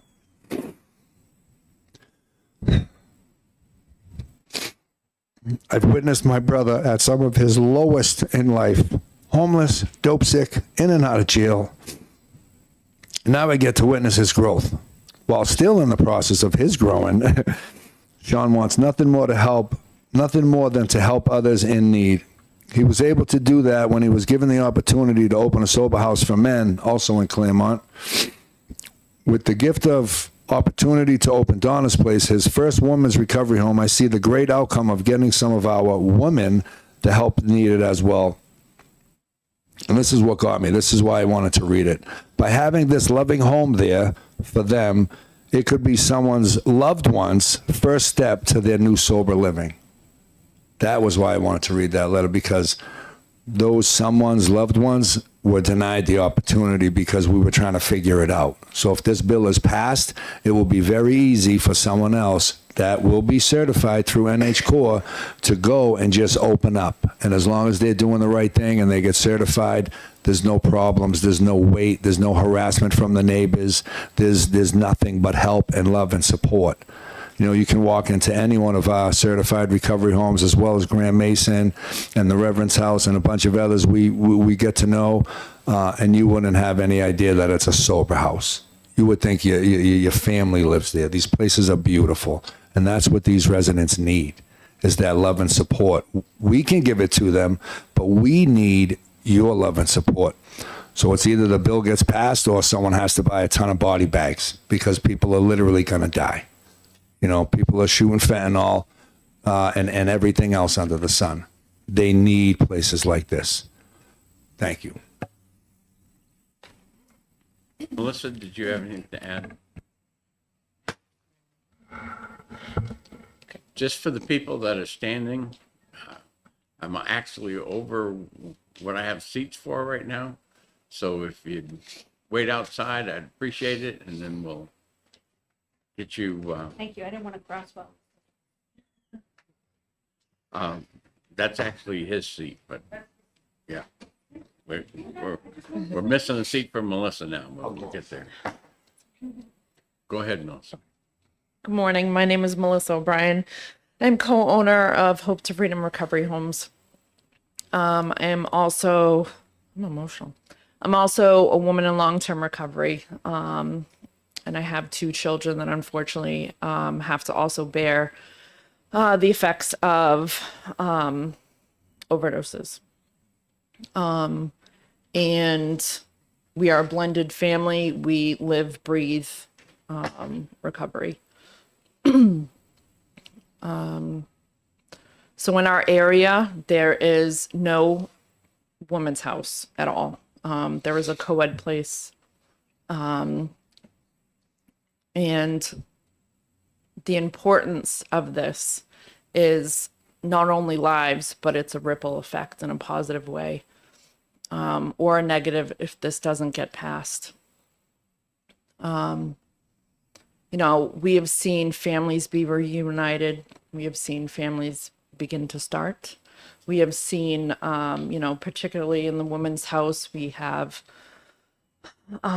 women reuniting with their teenage kids, women starting to work on their past trauma, start to open up, start to have conversations about why they used. You know, I remember my journey going into the houses, and I didn't know how to live. I didn't know how to cook. I didn't know how to smile. I didn't know how to laugh. All I did was use, and that was my life. And these homes give a safe place for men and women to actually become human again and to be able to live a life that they deserve. I believe everybody, you know, deserves the chance to live a life, especially in our state of New Hampshire. And there has been a lot of work in the past that I've seen. I started working in New Hampshire in this field in 2015 in Manchester. And I have seen it since grow very much. And I think we're doing a great job, but I think this is key to understanding and learning what recovery is, what it is to sustain recovery, because just getting clean, getting, you know, off of drugs or alcohol, that's just the beginning. So the maintaining recovery is where it's at. And I just appreciate all of you, and that's it. Senator Abbott, you had a question? Thank you, Mr. Chairman. I'm not sure if this is maybe this particular to the local zoning or not, but in a recovery house or sober living house, is there any restrictions, particularly in the size of the bedrooms, that are different than a typical single family? And then are you allowed to have 2 residents in one room? So the model we want to follow, and 95% of our rooms are double, just in case someone has a bad day, 2, 3 in the morning, you can wake your roommate up and say, hey, I need to talk to someone. And there are requirements if you are certified. I could just open up a house tomorrow and nobody will know anything until the neighbors start complaining. And I can always just deny it. It's not a sober house, but we're in recovery, so we have to do the right thing for our own sake. And when you're certified through NH Core, there has to be a minimum requirement of 50 square feet per person. And coming from, I've done a lot of prison time. I don't like small spaces. So what we try to do is give them the biggest space we can. So most of the rooms that we have are much bigger than the 100 square feet required for 2 residents. Does that answer it? Okay. Yes. Thank you. Yep. Senator Murphy? Thank you. Understanding that there's going to be a range here, but how many people is in a typical facility? And that's some of the confusion. We don't call it a facility. It's a home. The home. how many Right. people are in the home. Perfect example. Thank you.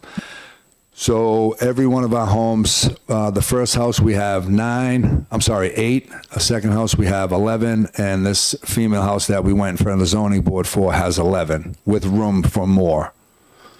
So usually it's around 10 or 11. Some have 15, some have more. You know, as long as if you're certified, then NH Core will come in and do all the measurements, and you can fit however many you can fit. But the thing is, we try to give them their space. You know. You're welcome.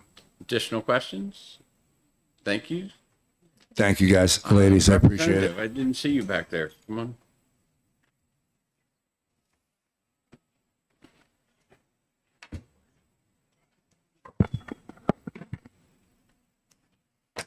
Thank you, Mr. Chair. You didn't see me because I wasn't there. Okay, well, there you go. And thank you to the committee. I'm State Representative Hope Damon. I represent Sullivan District 8, which is 9 towns, one of which is Claremont, and I'm so happy to see my hardworking constituents here. They've just done a fabulous job with the recovery work in Claremont. I am here to very much support House Bill 1521. I'm going to go back in time very briefly to share some perspective. When I was 19 years old, I spent a summer working in the then called alcohol rehab unit at the Veterans Administration Hospital in Northampton, Mass. I was a pretty innocent 19-year-old. I'm grateful that I had not experienced substance use disorder as we now understand it in my family or acquaintances. And my takeaway from that summer, I should back up. There was a therapist who said to me, you should be sitting in on groups and learning everything you can. I was just doing clerical work. Thank you to him. I learned a lot. And the takeaway that will forever stay with me, these are just people. They're all walks of life. They're the same as could be anybody in this room. The first therapy group that I sat in at the VA had a priest, a therapist, a carpenter, an artist, and 2 teachers as the people struggling to get into recovery and do well. The second takeaway from that summer was when people completed their 30 to 45 day program at the VA, there was no place for them to go. They didn't have a place to live that they could safely continue their recovery work, and many of them didn't have a home situation to go back to that was going to be supportive of their recovery. I was 19 a long time ago, but those experiences have stayed with me. I became a dietitian. I worked in consulting work in 2 different large, I would almost say institutional rehab facilities, Spofford Hall and Seminole Point, both of which don't exist anymore, but both here in New Hampshire. And just continue to always be very interested in helping this population. So a couple other notes. Most women who are incarcerated for substance use disorder are moms. So when they come out of prison, they need to be in a place that is safe for them to reconnect with their kids and find ways to be the good moms that they can be. Sober houses are generally very family-friendly, welcoming environments for that to happen. It is so important that we support the professionals who work in recovery care. We should be welcoming sober houses as our neighbors because these professionals work very effectively so that the folks that they are helping can become effective, productive members of our shared community. So I very much encourage you all to look positively at this legislation and support it. Thank you so much. Questions from senators? Seeing none, thank you very much. Looks like Gray Summer.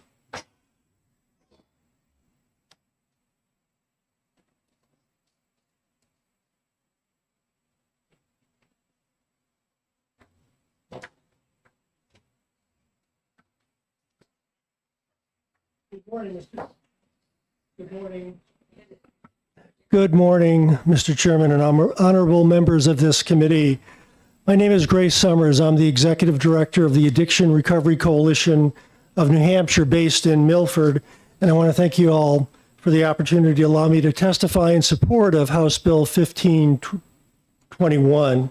ARC New Hampshire is a recovery community organization that treats substance use disorder at a community level by providing a central location for access to local support systems.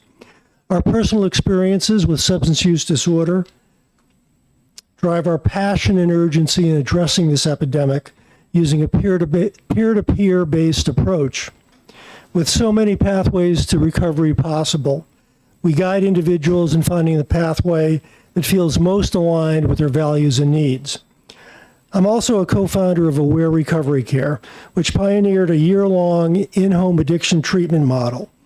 It was based on a seminal research and peer-reviewed article titled, quote, "A Quantitative Review of the Ubiquitous Relapse Curve," unquote, which demonstrated that a year of continuous sobriety represents the best path towards sustainable long-term recovery. This period is a vulnerable one for people in recovery as they work to reintegrate with their families, jobs, and communities, and sober housing provides a much-needed benefit and support for them during this time. Prior to that position, I was the president of Anthem Blue Cross Blue Shield of New Hampshire. Currently, New Hampshire's substance use disorder rate is 9.8%. That represents approximately 137 residents. Presently, according to the New Hampshire Coalition of Recovery Residences, there are only 1,289 beds available. That represents less than 1% of the population with substance use disorder here in New Hampshire. While we know that not everyone requires or needs sober living accommodations, we estimate that at least 5 to 10% of that 137,000 would benefit from sober homes. The New Hampshire Coalition of Recovery Residences stipulates that its members comply with existing fire, zoning, and other regulatory guidelines according to NH Core. Clearly, sober housing residences in New Hampshire, other than those certified by the New Hampshire Coalition of Recovery Residences, represent an existential threat to residents given the absence of documented, appropriate safety measures and regulations. Other states' experiences can be instructive, as these lapses have led to resident deaths and disability in cases.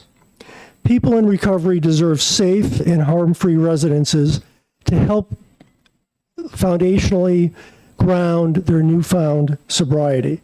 House Bill 1521 will require recovery homes to be classified as residential facilities and be subject to the same fire codes and zoning ordinances as other residential homes.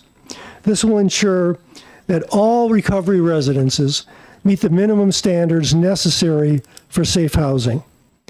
I don't see any downsides of this legislation, as it will promote ethical and compliant behavior by recovery housing owners and support the safety of the people in this vulnerable population. I stand in strong support of this bill. Thank you. Questions from the senators? Senator Murphy. Thank you. How long is it someone typically a resident of a home like this? I'm sorry, I didn't How hear. long are they there, please? Give or take. I understand there's a huge variation. Yeah, I can't give you a scientific answer. It's, I know recovery homes like at least minimum 30 days. There's many that have much longer term programs. I just placed a participant in a year-long program up in the North Country. So a year is best, as the article illustrated. If one can maintain continuous sobriety, or mainly continuous sobriety, maybe there's 2 or 3 recurrences, that gives them the best foundation for sustainable long-term recovery. Thank you. Okay, seeing no other questions, thank you very much. Jake? You're welcome.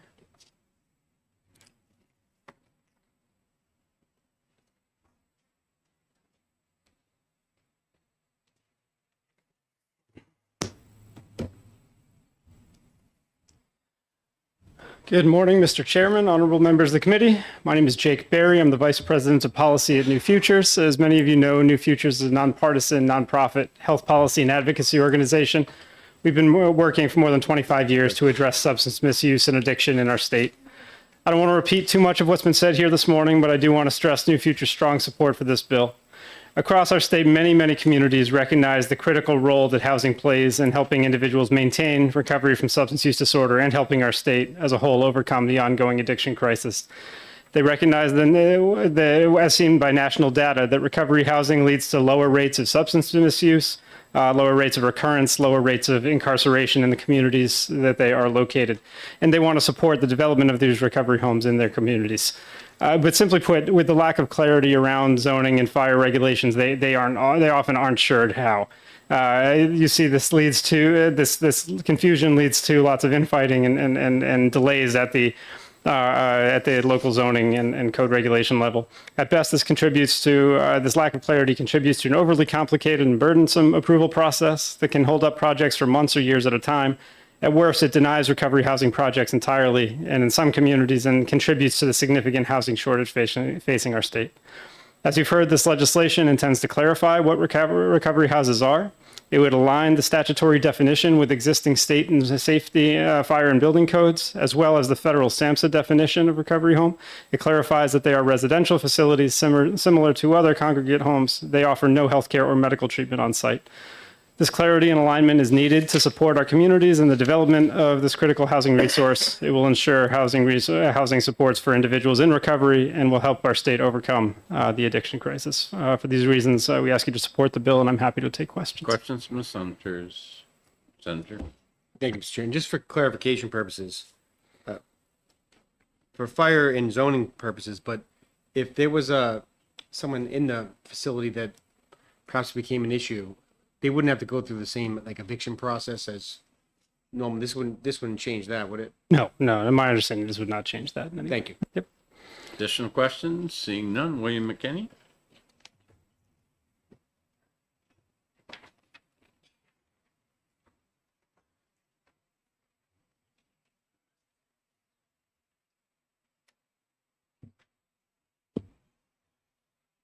Good morning, Mr. Chairman, members of the committee. I'm William McKinney. I'm the president of the New Hampshire Building Officials Association.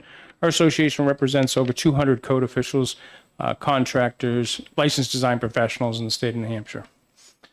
As a code official, I've witnessed the positive impacts of recovery homes. In fact, the community that I work for already has over 30 certified recovery homes. The impacts have been great for that community. Several years it has taken with stakeholders, including the New Hampshire Building Officials Association, fire officials, code officials, NH Corps, and many others, to adopt amendments to the building and fire codes to address the conflicts that we've had that have been preventing recovery homes. House Bill 1521 is one more piece of the pie to address a critical need in New Hampshire and to help close the gaps between building, fire codes, and land use law. We ask for your support of House Bill 1521 and help move recovery homes forward in New Hampshire. And with that, I'll take any questions. Questions from the senators? Seeing none, thank you very much. Thank you. Kim Bach, it looks like.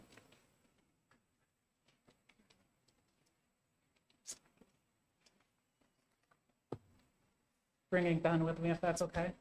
All right, well, Ben wasn't here when his name was called. That's why I thought I'd bring him in a little bit. He's important stuff. But I think he's going to be testifying again soon, so. Okay. My name is Kim Bach. I'm the executive director with the New Hampshire Coalition of Recovery Residences, and I'm here in support of this bill. I've submitted a letter for your review as well.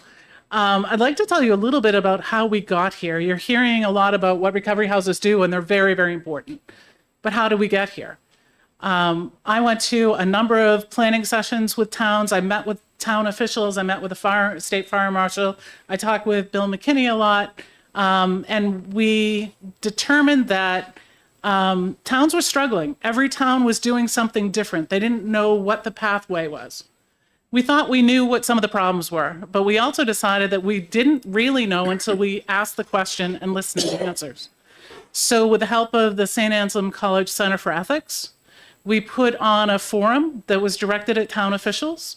We had over 100 people in attendance, and we did a half day of presentation, broke for lunch, and then we had roundtable discussions, small tables where the tables were mixed with town officials, fire department, first responders, recovery house operators and we had pointed questions to find out what were the stumbling blocks.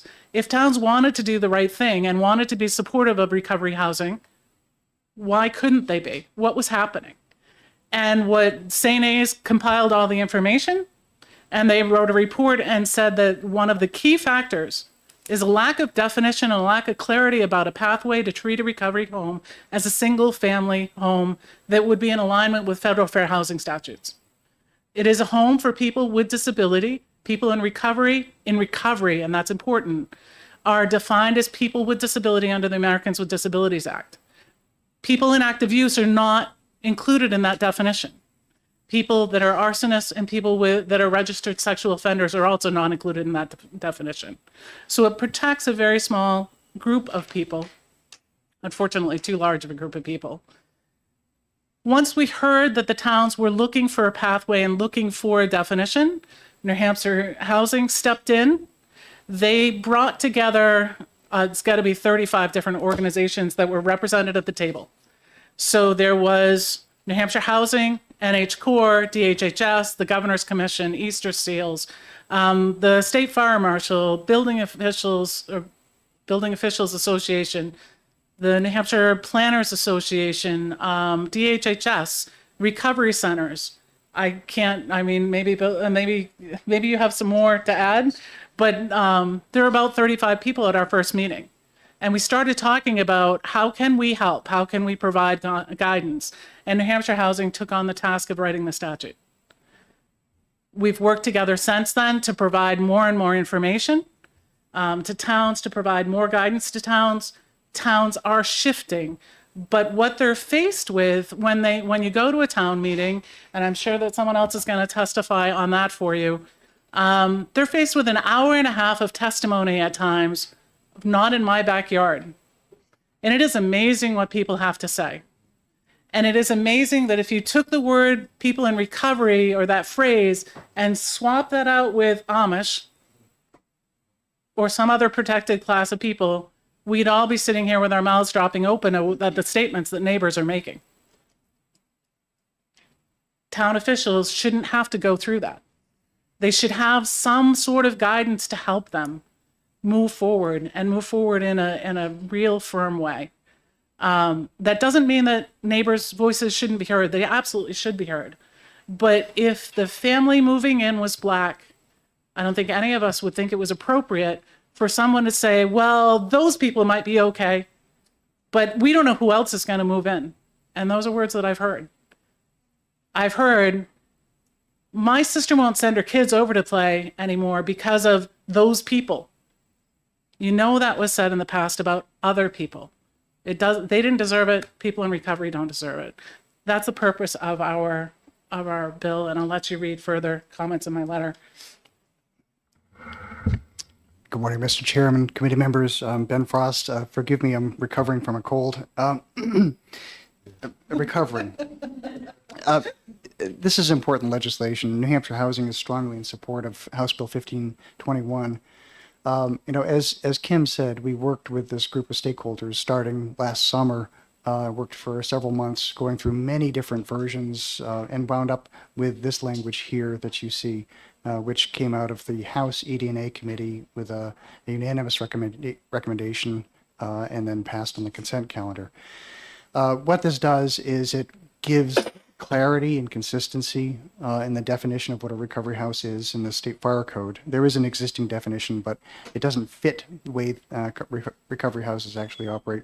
And it is also consistent with federal law.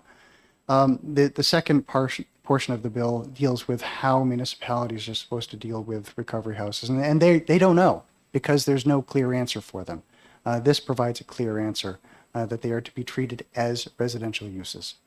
We strongly support this and urge you to recommend it ought to pass. Questions from the senators? Seeing none, thank you very Thank much. Thank you. Lisa McDonald?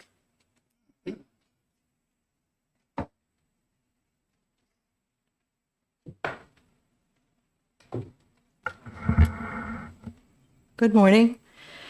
Thank you for the opportunity to speak on behalf and support of House Bill 1521. My name is Lisa McDonald, and my background is in public health administration. In 2020, my partner and I purchased property in Conway, New Hampshire, with the intent to open a sober home for men. The model for a recovery home is evidence-based for success. New Hampshire Core makes sure that we follow best practices. The name of our house is Thistledown. It's a 10-person home and the only one in the vast area of Carroll County, the only one for men. We officially opened in 2022 and became certified in 2023. Even allowing for all the extra delays and obstacles created by the pandemic, it took the better part of 3 years for us to navigate the various paths and try to meet the multiple requirements laid out by the town officials. Everything we tried to do was met with a barrier. This property had formerly been a motel and an Airbnb and is somehow zoned for both residential and commercial use. The reasons for every obstacle that we met were never clear until we realized that there was no universal definition for a sober home, a recovery house, or whatever we wanted to call it. This led town leaders to disagree with us, with other professionals, and even to disagree among themselves about the definition of our intent and what we would be required to do. Obviously, the intent is the most important thing because different things trigger different requirements, permits, certifications, etc. We couldn't proceed for certification until resolving how we could actually open this house. And we had to turn a number of people away during that time. Meanwhile, we spent our budget on a very expensive life safety system, which was not necessary, a deposit on an unnecessary site plan that the town required, and finally on legal counsel in order to force a resolution that would allow us to finally open and become certified. Ironically, this was the second time the town of Conway had faced this issue. There already exists a sober home for women that's been opened for several years longer than Thistledown. House Bill 1521 provides standardized definitions and expectations which will facilitate a smoother experience for recovery homes trying to assimilate into a new community.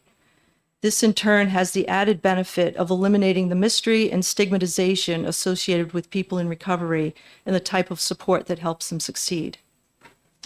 Thank you for your time and Questions from consideration. senators? Seeing none, thank you very much. Adam Moulton?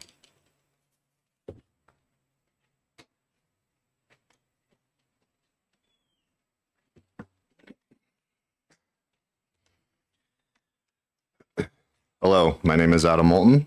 I'm a person in recovery. I have over 8 years. Recovery homes is why I'm here today, not because I run them, but because they saved my life. Honorable members of the state office, esteemed colleagues, and valued members of the community. Today I stand before you to address a pressing issue that intersects human rights, community development, and public health, the zoning of recovery homes under HB 1521. The proposal is straightforward. Classify recovery homes as single-family homes for zoning purposes, ensuring they seamlessly integrate into our neighborhoods. Imagine someone close to you, a friend, a relative, or a neighbor, enduring the harsh realities of substance use. Where should they seek refuge and support? The answer lies in recovery homes, the very environments where healing and transformation occur. These homes are not just facilities. They are vital homes where individuals come together to heal and support each other, much like any family does. Despite the crucial role these homes play, we often encounter significant barriers due to outdated zoning laws that do not recognize the essence of what recovery homes truly are. These are not commercial operations or impersonal institutions. They are safe havens where people work tirelessly to reclaim their lives. These homes are where mothers embrace their sons once lost to addiction, where fathers welcome back daughters once overwhelmed by strife, and where children witness their parents restored and made whole again. These homes are centers of renewal and reconciliation, guiding families once divided by addiction back to unity and healing. The necessity for HB 1521 also brings us face to face with the NIMBY phenomenon. It's understandable to fear the unknown, to worry about the introduction of new elements into our familiar spaces. However, It's crucial to recognize that individuals in recovery homes are not strangers to adversity. They are people just like us who have faced incredible challenges and have made a brave choice to seek a better path. By supporting this bill, we are not merely adjusting the legal framework. We are embracing an opportunity to dissolve misconceptions and fears surrounding recovery homes. These are not warehouses for the troubled. They are therapeutic communities where people fight hard to see the light at the end of a very dark tunnel. They are places where individuals regain their strength, dignity, and a place in society. Reclassifying recovery homes as a single-family home will not only expand their availability, but will also create an understanding and acceptance within our communities. This legislative change can demonstrate that we, as a community, are committed to supporting each other, especially those among us who are most in need of compassion and support. HB 1521 is about more than zoning. It's about affirming our values as a community that cares. It's about proving that our neighborhoods can be places of healing and hope, not just for some of us, but for all of us. Let us stand together today, not just for policy change, but for a shift in how we view our neighbors and our community's roles in healing and recovery. Let's pass HB 1521 and show that we are a community of empathy, strength, and unity. Thank you for considering this life-changing proposal and for your commitment to the health and well-being of all our community members. This bill will literally save lives. Questions from senators? Seeing none, thank you. That's the last one on the list. Anybody that didn't sign up that wants to speak, come forward.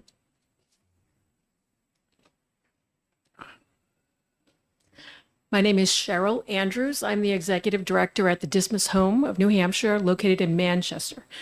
Thank you for the opportunity to speak, Chairman and Senate committee members. Dismas Home has been in operation since 2016. It is an 8-bed facility on the west side of Manchester. We are currently a level 4 certified property by New Hampshire Corps, and we serve previously or justice-involved women with substance misuse disorder.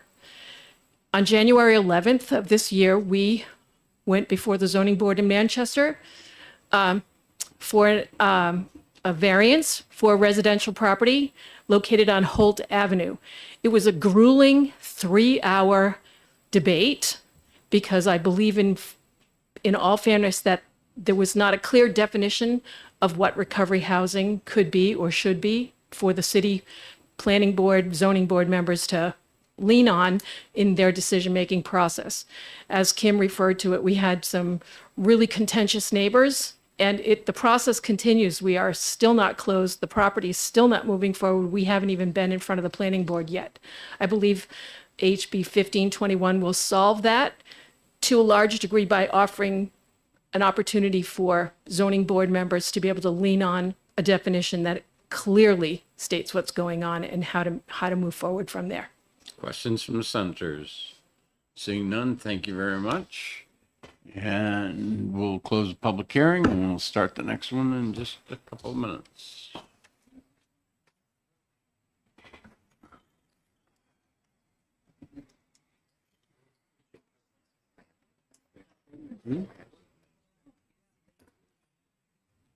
Whatever.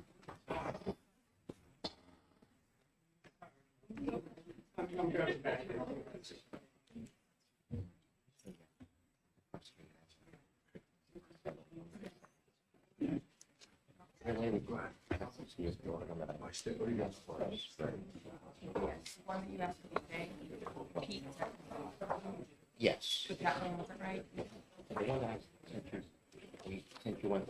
Yes, he sent me one today. And Then that's I just get removing my ring. Yes. Thank you.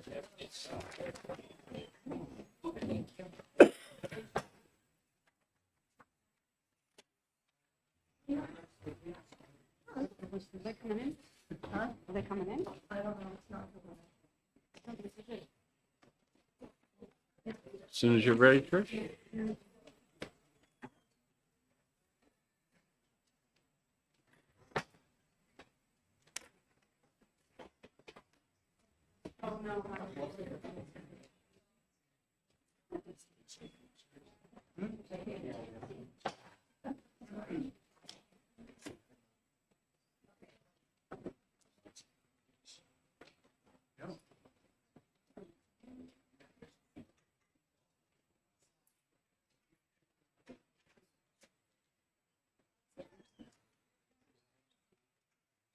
We're gonna have him sit right there. He's blocking me anyway.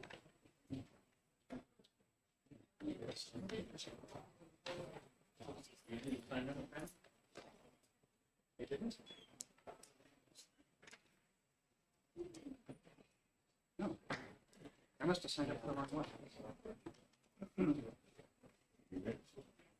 Ben Frost?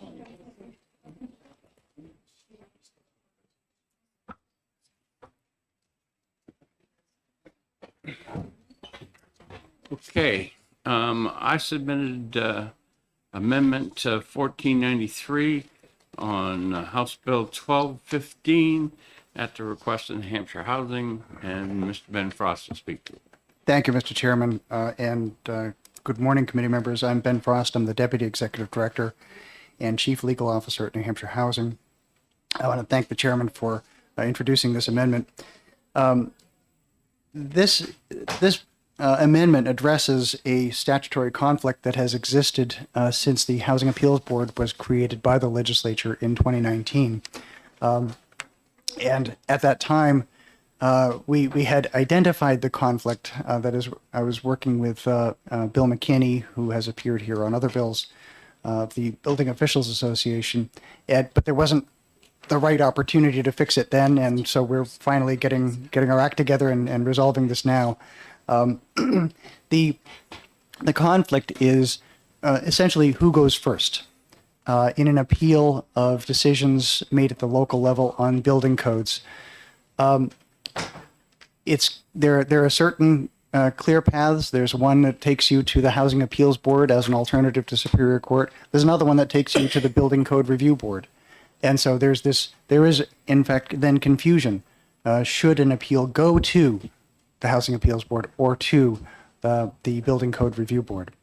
Our view is that all of these should first go to the expert panel, the Building Code Review Board, and then to either the Housing Appeals Board or to Superior Court, which is what was originally intended when the Housing Appeals Board was created. It just, we didn't get that final fix done. This legislation would do that, and so we support this amendment. Questions from the senators? Seeing none, thank you. Thank you. Jason Stock? Timberland Owners Association? Signed up on the wrong one? I was signing up on the Hampton bill. Well, we'll just check you off. All right, anyone else that wants to testify on Amendment 1493? Okay, and we'll take a minute between this hearing and the next so people can make sure that they're signed up on the next sheet.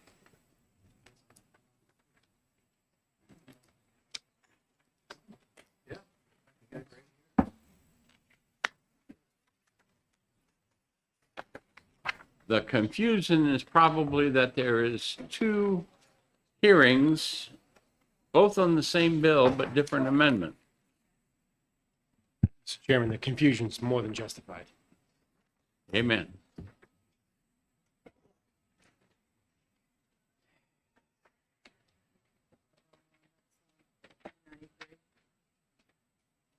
Someone said 1493.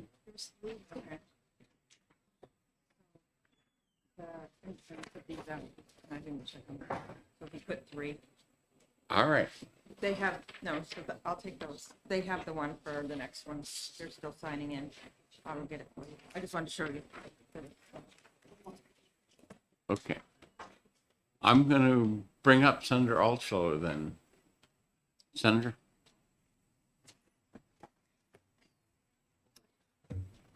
Introduce your amendment, please. Yes, sir.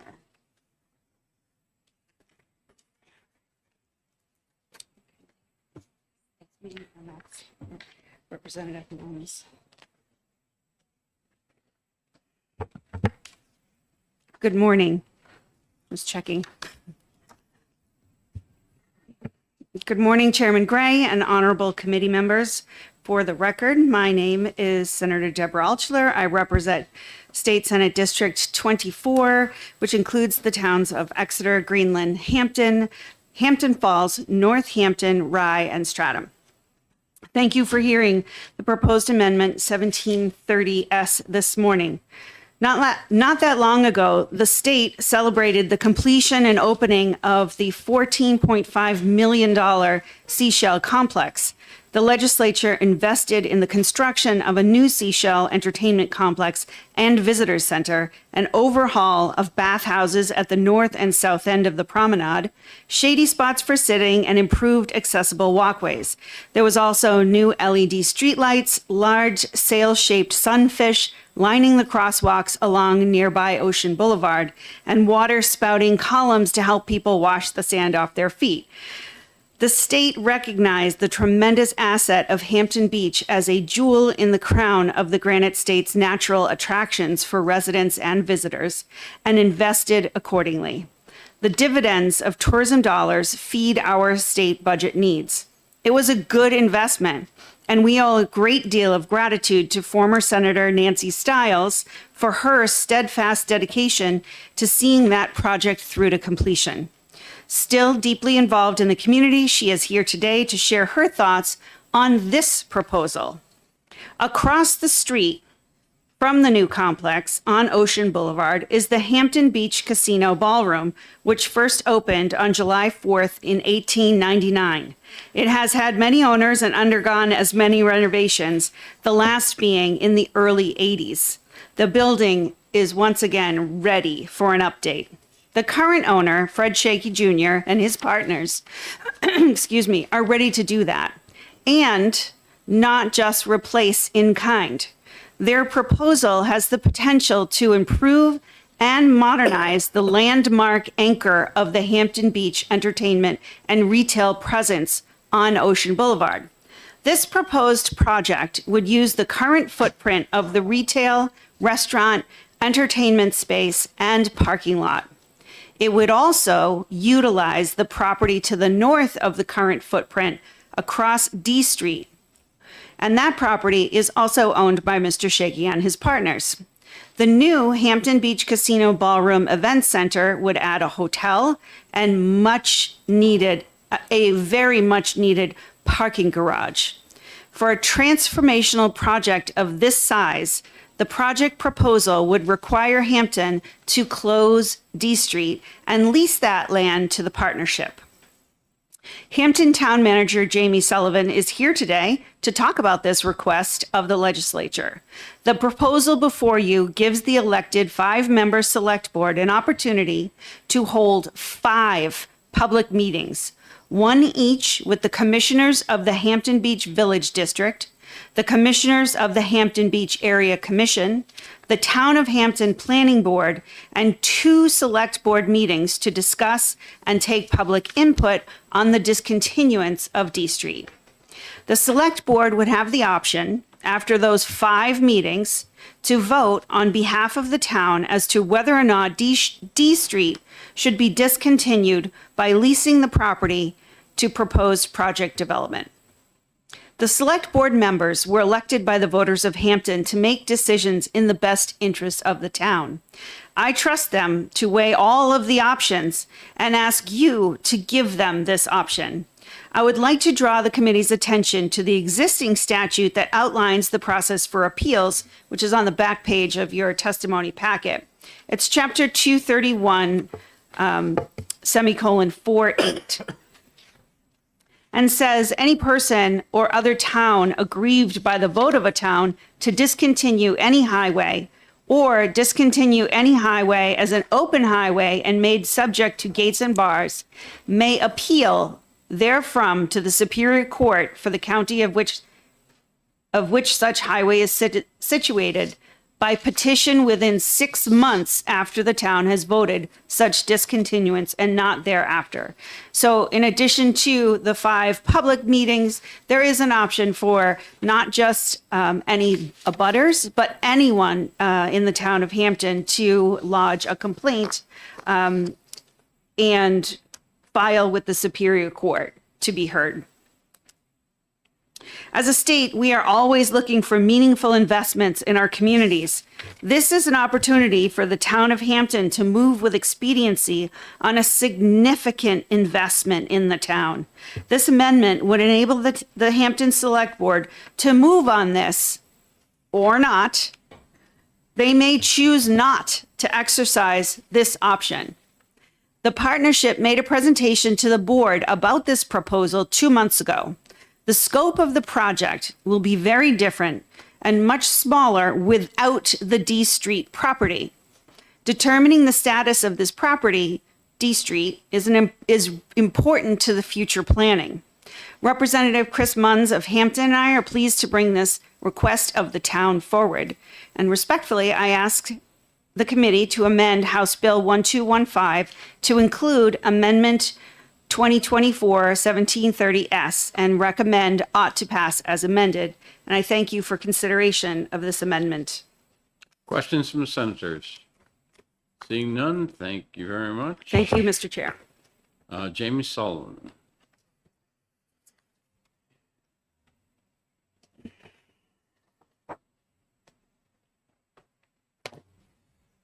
Good morning, Mr. Chairman and Senators. I'm Jimmy Sullivan. I'm the town manager in Hampton. I'm here in support of this amendment and happy to answer any questions you have. As the senator had laid out, I won't bore you with going through it again. I guess the question is the why now? Why is this important? And Senator touched on this in that when this project came forward and proposed its conceptual plans to our planning board, it was well accepted by everybody. And again, this is a critical part of moving to the next stage. The developer needs to know, can D Street be involved in this project or not? Is it the larger scope project, which folks seem to be in favor of, or not? So that's why the timing of this is important, why it's brought forward now, is so that we can answer that question after the public hearings, after the board considers it, and allow the developer the time to have his engineers design this the appropriate way without going down the road further. I'd be happy to answer any questions. Senator Murphy, I saw your hand first. Thank you. Senator Susie. Why lease the land to developer instead of selling it? So the conversation has been about a lease so that there is a revenue source that comes in from this, from the value of that, to help offset some of our costs potentially with public safety that's connected with this project. Senator Susie. Just to summarize, so this amendment as proposed merely enables the town to take under consideration this proposal. It doesn't in any way weigh in favor or against. It simply enables the town to make that decision for itself. That's correct, for the Board of Selectmen to make that decision rather than delaying till next year at town meeting. Thank you. Okay. Thank you very much. No. Pardon me. Just that they've asked Trying their for the door. question. I've got lots of questions. Yes, sir. Okay. Are there utilities under that street? There are. And what utilities are under that street? I don't have the exact list in What front are of me, the but we do have provisions? some drainage. We do have some other water and other things that need to be addressed as part of the construction. It's also electric utilities that Yes. go down the street. Yep. It appears from the Google drawing that there's a 6 to 8 inch manhole there that's got 4 blue lines or 3 blue lines on it, which would indicate that there's a water line that goes down through there. Yes. Is the sewer line connected at both ends to other town infrastructure? Again, you don't Understood. have to answer. Very good. Because these are all, it's things you can, what I'm saying is that, well, let's go back. Does the town have the ability through a town meeting to authorize this discontinuation of the road? Yes. And how long would it take to hold a special town meeting? I believe that statute says you have to have 21 days. Is that correct? So if it were considered an emergency and fit the statute for a special town meeting, I don't know the exact timetable, but I know that there is a process for that. Yes, sir. Again, I don't know that in the statute it says emergency. So again, if it were a money thing, then we would have to do other things, but really isn't a money thing. How long is it going to take to get this bill signed? Well, if we don't get the bill signed until the end of July or end of June to the governor, the end of July, and then we, have to go from there. You have to hold The way I read the bill, you have to have at least one public hearing with multiple people involved. It doesn't have to be 5, the way I read it, but hey, I are an engineer. We're not noted for our spelling or our grammar. Well, my point in all of this is there's a lot of things to be considered. And right now, the citizens of Hampton are the ones who, according to statute, have the ability to accept or decline this road, okay? To transfer it or not. And that, people may think that they can come here and get us to, and if I go to lines where it says notwithstanding laws to the contrary, we're usurping that right. And we're doing it for 99 years. So even if you do this and you hold your 5 hearings afterward, then you do it, and then you're 6 months before it can be appealed. Aren't we at the same place when, even not holding a special town meeting, that it could be discussed at next year's town meeting? Yes, sir. That's distinctly possible what you laid out. Yes.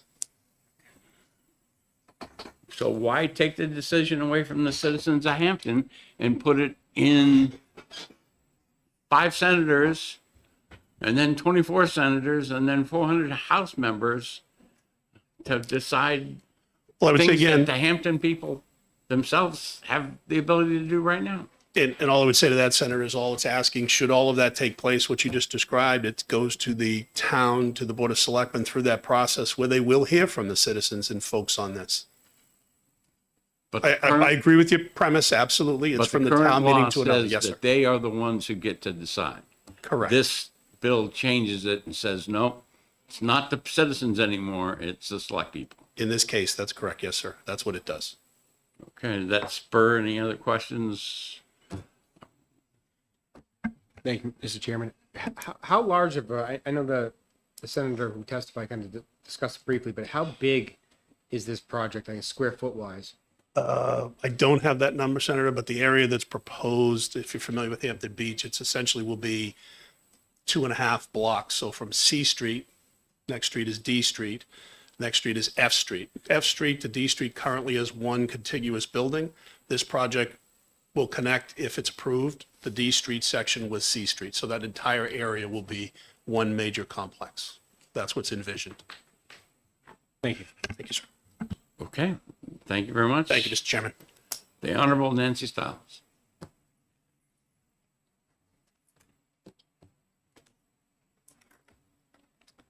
Thank you, Mr. Chairman and committee members. For the record, my name is Nancy Stiles, and I'm currently the chair of the Hampton Beach Area Commission. That commission was established by this legislature to work with the town and the state to promote the long-range planning for Hampton Beach. So that's what I'm trying to do today, is the long-range planning for the beach. I'd like to thank Senator Archelder for submitting the amendment and state our strong support of its passage. The necessity of this amendment all deals with timing. For the past couple of years, the developer met with stakeholder groups to identify the replacement of this 100-year-old building, which is in desperate need of repair. A vision was reported in the past year in the local newspaper, hoping that some suggestions might come to further make any adjustments necessary to what their vision was for the project. In addition, they moved forward with the town planning board for a conceptual hearing, and someone else will speak to that for you. And they met with the police and the fire. Neither of them had any objection to the plan. The developer, in partnership with a longtime Hampton Beach family, believed that selectmen had the authority to close or establish a street. And when that was realized, that time had passed for this year. an option to seek a state legislative amendment for a single town approval. That type of action has been done many times in this legislature for communities. And the developer owns the property on both sides of the street. So that means that the plan would go from actually F Street, that's correct, because they eliminated E Street. E Street was eliminated a long time ago for this building. Now it wants to eliminate D Street with the owner owning property on both sides, the block. Timeline for development was to submit to the town zoning board in June or July of this year. And that can't happen until they know that D Street can be closed. Because the plan, the last iteration of the building itself, based on input from tons of stakeholders that they met with, does cover D Street. The amendment, if not passed, will require more than a year's delay in even beginning the process. Because they won't be able to go before the zoning board until they know that the street is eliminated. The timing is everything at the beach. When the state did their development on the east side of the street, it encouraged probably 10 or 15 businesses on the west side of the street to improve their properties. Now is the time for the change at the casino building, because number one, it's deteriorating, and you're going to have a fallen down building in the middle of Hampton Beach. So timing is everything. And I ask that you please consider the amendment and pass this so that the developers can get the process started by going to the zoning board for any variances that they may need, because they are not putting a box on the street. They have staged it all back, which is what the people wanted. People said, don't put a box on the street, stage it back. So they've staged it all back. So they may have to go for the zoning board for height. That's something that they have to do. But I do have two questions for you. One is, currently the amendment eliminates sections 2, 3, 4, and 5 of the original bill. And I don't know if that was the intent. So I leave that to you to figure that one out. I don't know if that was the intention of the senator. And the second question is, due to time and other restrictive building times due to seasonal activity, because they're going to have to take this construction over probably a 2-year period, would you consider a committee amendment to change section 1 of the amendment to... It would be, of the amendment, you've got, the amendment only starts with section 5. Yes. Okay? Yeah. So then you're doing Roman I underneath it. So I'm trying to get us to the same place. The amendment that, as What I line read, number? the amendment as I read it, I don't have it in my hand, but I thought it said the amendment to House Bill 1215, amend the bill by replacing all after section 4. Okay, that got changed. Yeah, Yes. Thank you. Okay. So that's taken care So of. that's taken care of. But I would ask you that I better check the new amendment then.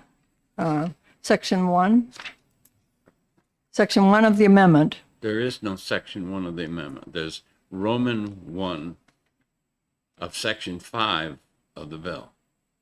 Okay. Line 8 is the start of section 5. Well, okay. I'll leave you to Line figure. 9 is the paragraph Roman 1. So I'm just trying to get us to the same place. Okay. Well, my question would be, would you consider a committee amendment to have this take effect upon passage, not 60 days later? And that would be in section 8, page 2, lines 5 through 7 are the effective dates. So, all right. Anything else? Not unless you have a question for me. I pretty much did it to the I Town know. administrator. I listened. But Okay. I urge this committee to please accept Jason this amendment. Thank you.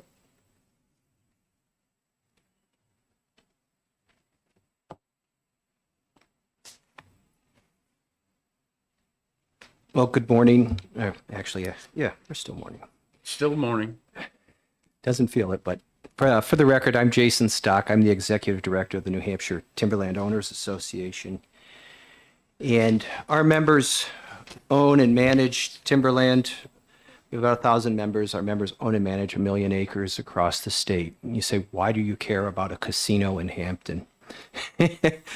And what we're concerned about is a precedent here. That 1 million acres is crisscrossed with roads, public roads, public rights of way. And when we looked at this bill and we looked at the potential precedent that it could set by kind of short-circuiting the road discontinuance process, that raised some real red flags, because we run into roads, as you can imagine, a lot of the roads that we deal with are in very rural areas, and there's always a question, do we discontinue it or not? And so this is an issue that we encounter not frequently, but enough to know that this can be an issue.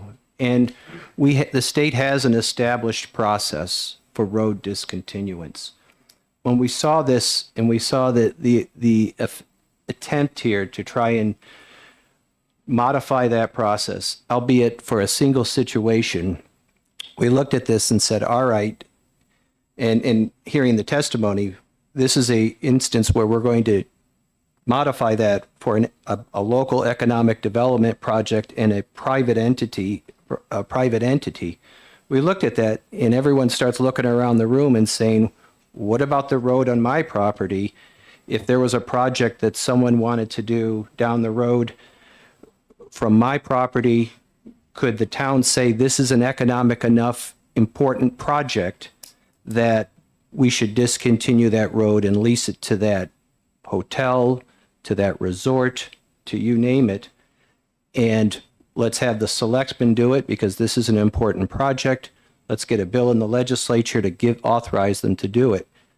And that raised a real red flag. There was a Supreme Court case, the Kelso New London site down in Connecticut, where property was taken for an economic development. And these are issues that we as landowners, property owners, and access to your property is a fundamental right. Most disconcerting is the notwithstanding 23143 Roman 3, which is no owner of land shall, without the landowner's written consent, be deprived of access over such highway. Meaning, even if the road does even if I have a road across my property and that gets discontinued, I maintain the right to use that right of way, even after that road is discontinued. I maintain that right unless I forfeit that right in writing. In this particular instance, and I get it, they own both sides of the property, but put yourself in our position. This would forfeit that right. And yes, there is an appeal process, but for anyone that understands, the legal process, that tips the balance. Now I'm trying to no longer maintain my right. I'm trying to fight to get that right back. And so we looked at this again. I love Hampton. My family loves Hampton. Although I've never been in the casino, it's not the project, it's the precedent. And we believe there's a fundamental question here that's been asked of the New Hampshire State Senate, to look at our existing process for road discontinuance, not just in the light of this economic development project, but also look at it in the light of property rights and the potential precedent this could set, where other communities may look at this legislation down the road and say, aha, Town of Hampton did it for the casino. What about pick your project? So that was the reason for our opposition to this. I share the chairman's point There are ways to do this administratively through the town meeting process. It's worked for hundreds of years in the state. Let's keep it. Let's stay on track with that. And again, with that, I'll conclude my testimony.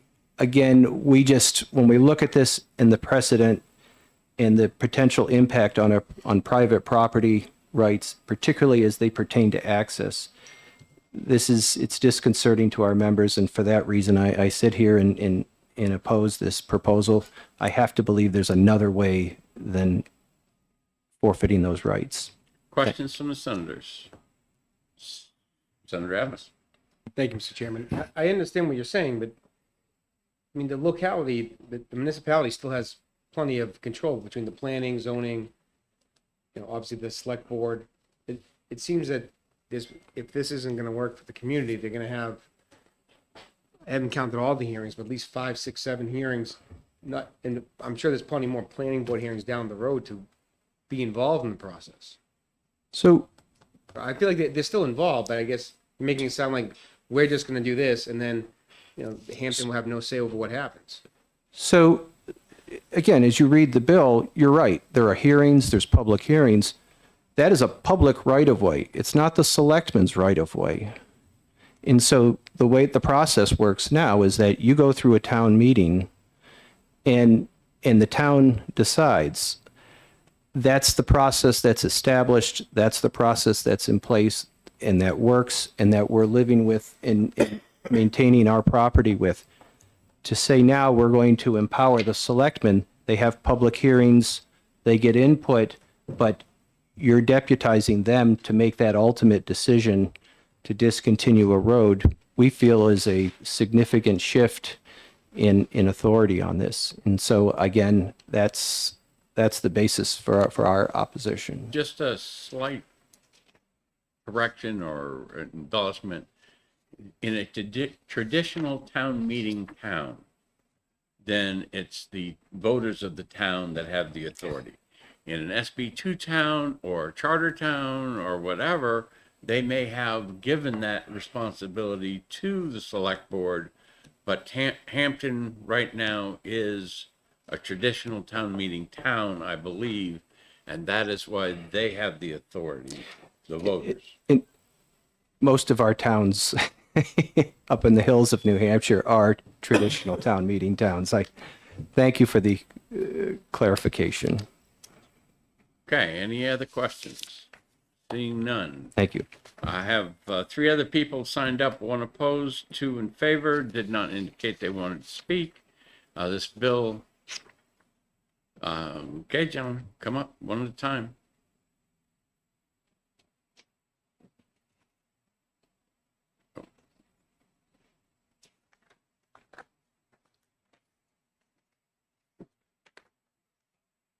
Thank you for having us. We appreciate your time. My name is Bob Preston. I've been on Hampton Beach for 7 years. My family longer. Can you press the button? No. So my family's been there for a long time. And Hampton was a fantastic destination for many, many years, but it has deteriorated quite a bit. The casino is part of that. The town, a few years ago, spent, I think, $14 million to upgrade all of our utilities. The state is building a new bridge, bringing in a new boulevard, spent $14 million on the seashell. It's time for the private people to make this improvement. If this building goes ahead, it'll be a premier destination for people to come to the beach. With the state improvements and the local improvements, it'll go a long way. And if that happens, benefits will be more continued improvements in other properties around the casino property, increased real estate taxes, more room and meals taxes, which is very important to you, and also the transfer taxes. The values of Hampton property have been going up and will continue to do that. So I just think it's an important step forward. And while I'm here, I'm going to just leave a letter from our the president of the Chamber of Commerce, he was double booked, so he was not able to come. He would have liked to come. So, Okay, thank you. questions? No? Questions from the senators? Seeing none, thank you very much. Yep, thank you. It looks like we have 2 more people that want to speak, or 3 more, I don't know.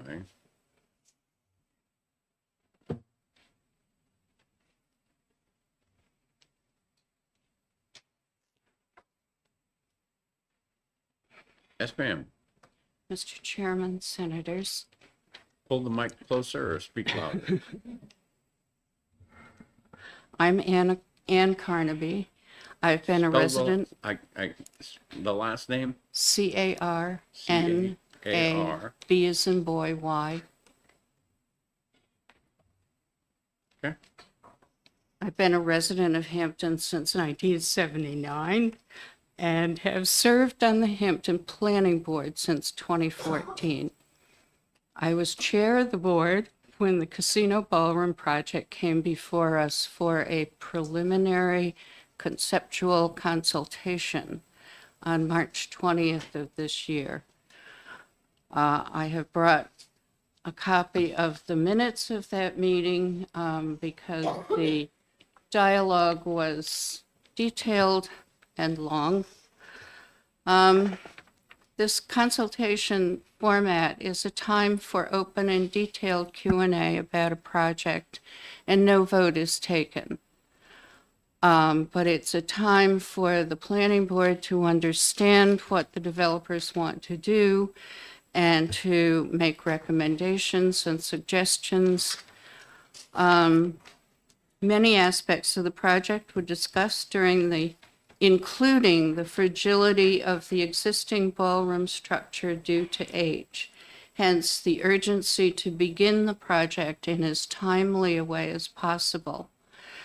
Responses to all of the board members concerned were favorably received. Of particular note, when the applicants were asked about possible refuge for residents' vehicles during flood events, the response was that the gates would be opened as a community benefit. In my subsequent conversations with many people in the town, I have not heard any objections, large or small, only enthusiasm for this project. However, we do understand that that is not to say we are prejudging the project, because there will still be a thorough site plan review with both planning and zoning before the project can be approved. I wholeheartedly support the project, believing that it will increase year-round opportunities for existing businesses, will carry the legacy of the Casino Ballroom into the future, enhancing both cultural and financial richness of Hampton Beach. Facilitating the leasing of D Street for this project at this time is important to prevent an unnecessary and expensive delay.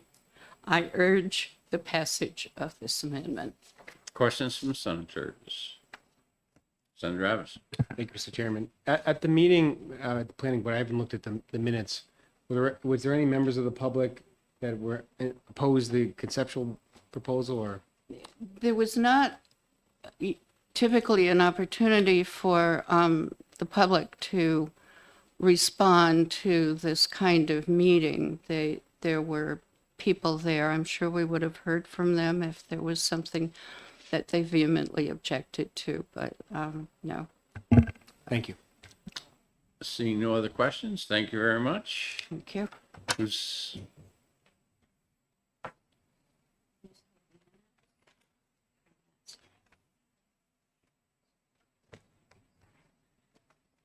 Thank you, Mr. Chairman, Senators. I had a long list of things to say, but most everything was said. My name is Chuck Rage. I am the Commissioner of the Hampton Beach Village District, also Chairman. I've been Commissioner for about 20 years. We've seen a lot happen on the beach. We've been at all these meetings, and we've seen the improvements that the state has done on the east side. We've already heard about that. The Village District was formed in 1907 because at the time, no one wanted to. We had a lot of fires, we had a lot of issues. A lot of the buildings were old back then. And it was formed to create a fire department bringing water service to the beach. Since then, in 1936, they came to the Senate and they were authorized to do entertainment and to promote the beach. And that's mainly what we do now. And we promote the nicest beach, I think, in New England. We promote all the things that we do, the free concerts and everything that goes on. One of the things that has happened is the west side of the boulevard, a lot of the buildings have grown tired. And Hampton Beach was famous for fixing things with duct tape, super glue, and now they use zip ties. That seems to be the thing of choice. We need to have this building sooner rather than later for the safety of the beach, to keep the beach vibrant. If this building, for some reason, went because of a fire or some other catastrophe, it would hurt the whole beach, which would hurt the whole state. I don't know if you're familiar with DNCR. They don't make a lot of money. They're self-funded. They don't make a lot of money in the state of New Hampshire other than a couple major state parks. Well, Hampton is number one, and we pay for a lot of the state parks from the money they make from all the events and the parking. So I would like to see that to continue to be year round. And the more that we bring in, the more the state can do to improve. So I'm not going to bore you with my list, but I urge you to support this. And thank you very much. All right, questions from senators? Seeing none, thank you very much. Did I have one other person or not? Okay, seeing none, we'll close the public hearing. And I need a motion to go into executive session. More than likely, this bill will not be exec today. We have a motion to go into executive session. All those in favor say aye. Aye. All those opposed say nay. The ayes have it. We're in executive session. One comment that I would make on 12:15 is that urgency seemed to be the theme in a lot of the testimony.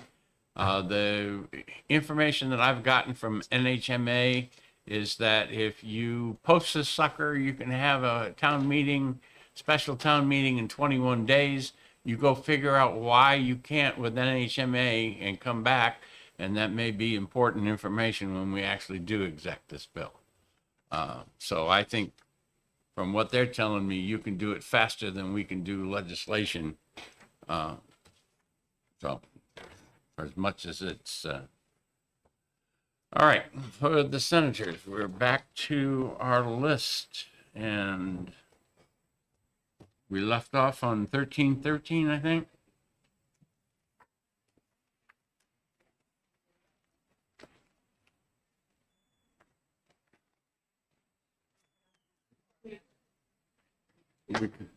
Right, so 1370 is the next one.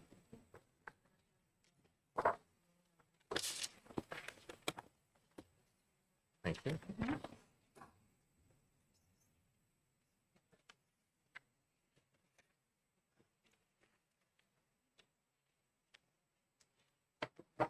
Okay, on 1370, I've had several conversations with the Secretary of State's office, and as the bill is written, or as the statute is right now, 659.97, there's nothing that would preclude them from using whatever the Secretary of State and whatever seals, etc., that the Secretary of State would like. I know that during some of the recounts, the boxes that the ballots were in were crushed, that the tape, generally the practice is to take that filament tape or strapping tape, whichever you want to call it, and wrap it around the box one way and then wrap it around the other way, at least once on each, and then put the seals on top of it. And so if the Secretary of State or some community wants to have them, they could go ask the Secretary of State, can I use these? And he can authorize it, so I'm not really in favor of passing this, but I'll open it up to comment before we take a motion. Then I will move ITL.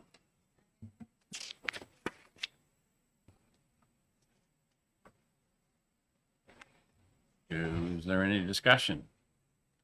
All those in favor say aye. Aye. All those opposed say nay. The ayes have it.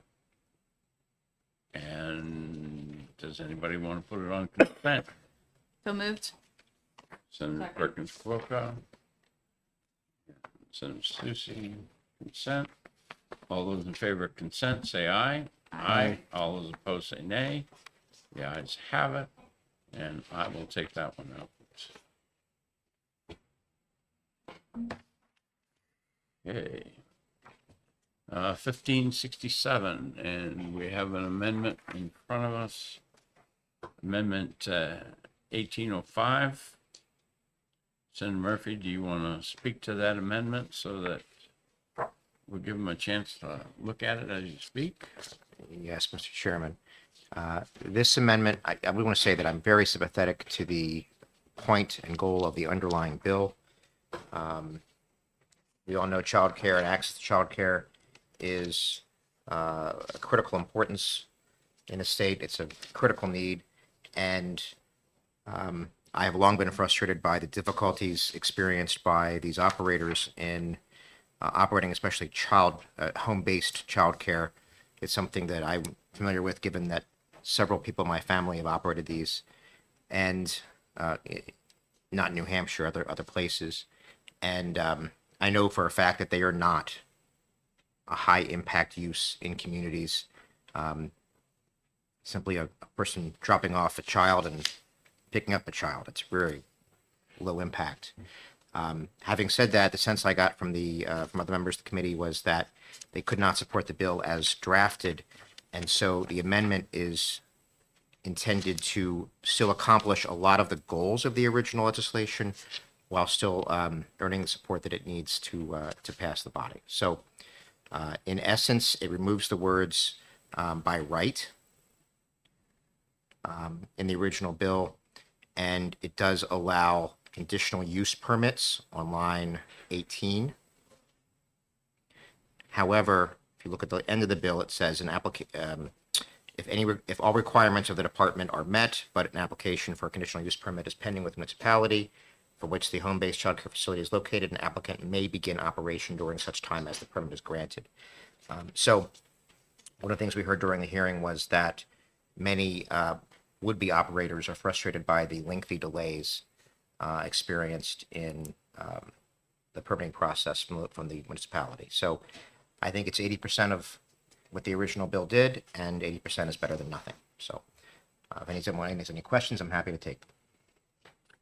The suggestion that I would have is that on line 24, it should be permitted as granted or denied, because whatever the resolution is from the planning board, because if it's granted, then the permit can just continue, but if it's denied, then they would have to cease operations. I think that's a good suggestion. I did speak with the prime sponsor of the original bill, Representative Grassi. He is still very opposed to doing anything because it will delay the operations. I don't see that with this amendment that it delays operations at all, because it gives them the ability to go in, but they need to request that.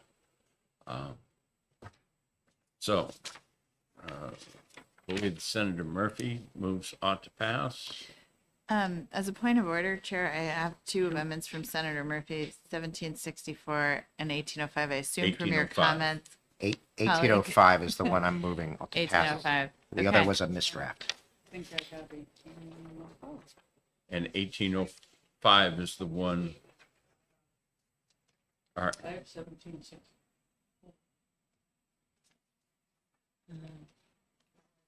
You don't have an 1805? Nope. she's gonna give you one. You just handed out 1764. That's why I was asking. Okay. Sorry. Okay. Yeah. Did I give you the right one? Oh, I did. Did I just give you that too? Yeah, Okay. that's what you just handed out was the old, so I'm sorry. need a. On the underlying bill, Senator Murphy moves ought to pass. I seconded it. Okay? And I believe Senator Murphy moves 1805 with an additional amendment to add Or denied at the very end of the last sentence. or denied on line 24. 24. Chair, I have some comments and one Yes, ma'am. cleanup here. Okay. Thank you. You seconded. So I know there's been a huge stakeholder group working on this for a really long time, and I thought that they made a really compelling case that the purposes of zoning were otherwise met. I know by right is not a phrase we throw around casually. It's something we consider very carefully up here, and everywhere. But to me, the key protections we're seeking through zoning are sort of nuisance protections, right? They're traffic or disruption to an expected use. So if you're in a single family neighborhood, you have certain expectations about that traffic or noise. And then I think like hours of operation and other features that sort of separate commercial and residential uses. I think the supporters of the bill made a compelling case that such things were met by the DHHS rules. For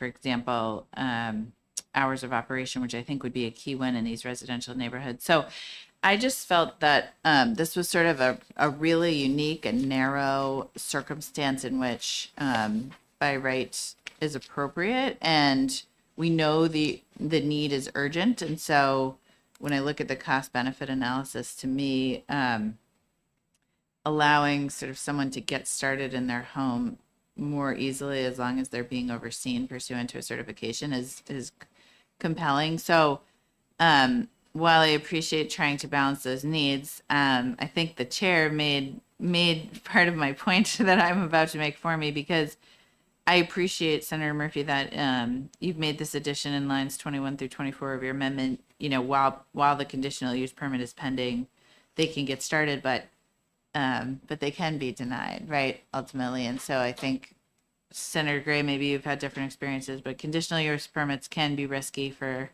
a small business to have to undertake. They can be very expensive for a small business to have to undertake. And so where this is a use that to me just would not be disruptive to neighbors and abutters and is otherwise regulated, I just think they've made compelling case to retain the original language, so I unfortunately won't be supporting the amendment. Senator Abbott. Thank you, Mr. Chairman. We've seen a lot of bills that involve zoning and property rights, and it says as a matter of right. And the biggest concern with that is if for some reason that we ever want to make some changes to the policy, or if the policy has some unintended consequences, it's hard to roll it back, because even if you're not using let's say this were to pass, if I'm not using my home for a child care facility, I'm still losing now a property right that arguably devalues my real estate, because it's now there's less things I can use it for. So anyone would have standing to oppose any change to that. I think what my colleague did here captures the intent of what the bill wanted to do without perhaps going too far, that we can't ever roll something back if we have unintended consequences. So I think this is a good compromise. Certainly from my years on the planning board in Rochester, I know that we've come a long way in when we deny something that we have to give the justification of why we denied it. And certainly that was taken into consideration when I pushed for language similar to this, is that they won't be able just to deny it because, well, they're going to have to state their reasons why it's not fit. Senator Susi probably remembers when we were looking at an amendment to authorize a funeral home with cremation services that was going to go into a neighborhood, okay? Certainly, you know, that because of the ash and other smells and other thing, you know, was unique. We don't know. A little different. We don't know what a community is going to be looking at when they look at a facility coming in, and giving them the ability to go ahead for a period of time while it's being considered, in my opinion, it is the right thing to do, but the community does need to have that ability to weigh in. So, further discussion? I appreciate your points, but ultimately, I think, you know, respectfully, like we have tried this sort of carefully controlled approach to this use, and what it's showing us is that we have these tremendous wait lists all across the state. They're keeping our workforce out of work. Our small businesses are clamoring for them, and so again, this is a very discrete use that we're proposing to make by right, and it's one that's sorely needed by various sectors of our economy. And so I just think, again, the balance is sort of, it makes a compelling case for us to try something new. And so I appreciate your points, but I can't support going back to essentially the same way we've been trying it. Respectfully. I also, in considering this and having them be able to operate under, they would also be able to demonstrate why the conditional use should be granted, because during that period of time, and they can say that there weren't any complaints, there weren't any this, there weren't any that. So again, I'm trying to get the people what they need, but I'm also trying to protect others, okay? Yes, and I appreciate that point. Additional comments from anyone? Seeing none, we are voting on the amendment 1805 as amended by the committee, adding the words or denied at the end of the sentence on line 24. Chair, I'm so Yeah. sorry. Just one more cleanup if you guys are going to proceed with the amendment. Yes, ma'am. I think on line 17 at the end, we probably want to add a couple words. So we want line 17 to read, allow home-based care, family care and group family care. I think we want to add pursuant to a conditional use permit, as long as all requirements for such programs adopted in the rules. That seemed grammatically correct to you.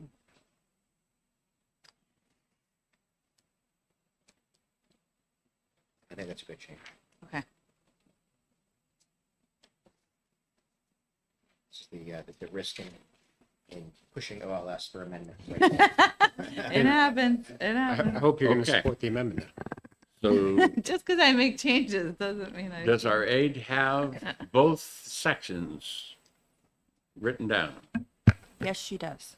Okay, we are voting on 1805 as amended by the committee, both on line 17, I think it is, and 24. All those in favor say aye. Aye. All those opposed say nay. Nay. Ayes have it. Now we are voting on ought to pass as amended. Further discussion? Seeing none, all those in favor say aye. Aye. All those opposed say nay. The ayes have it. And I'm guessing you don't want this on consent. I do not. Okay. And the ought to pass as amended was no, I didn't hear any no's. All right, we're going to reconsider that vote since, all right, we're going to do a reconsideration. Move to reconsider. Thank you. Without objection, I'll just do it. Okay. Without objection, we're going to reconsider the vote on this bill as amended. All right, all those in favor of the bill as amended, say aye. Aye. All those opposed? The ayes have it. Do we want it on consent? No. No. Okay. And I'm Senator assuming Murphy? you want to take it out. I'd be happy to. You want to take it out? Well, Okay, I'll give it to you. You did the last amendment. Okay. Can we do 1596 first and then go back? Because it probably is a shorter one. This is requiring the disclosure of deceptive artificial intelligence used in political advertisements. Senator Susie. I would move ought to pass on the bill. Senator Susie moves ought to pass. Do I have a second? Second. Okay. And then I would move amendment 1746. I I'd have be that. happy to speak to the amendment. And Senator Perkins Cook seconds that. I don't know if they do Do have you it. have extra copies? Are they over here? I can just grab. So as you may recall, this bill had no opposition, very topical issue at this time. And I think Trish is getting copies. But there were two issues raised when we considered the bill. One was raised by the Secretary of State's office, and that is where it says candidate. They also wanted us to incorporate election official so that something an election official says cannot be misrepresented using AI. And the second issue that was raised was regarding the citation. So in the original amended version of the bill, it's on page 2, lines 21 through 22. And we were asked to strike the language from line 22 so that it would just read with the statute, and that's page 2 of the amendment, now line 20. There's a period after that. Everything else in the bill remains the same. And I would hope with those two changes, as I said, recommended one by the Secretary of State and one by a representative for Google, that we could move forward. Okay. I'm just going to grab my amendment here. Look at page 2. You only had an amendment.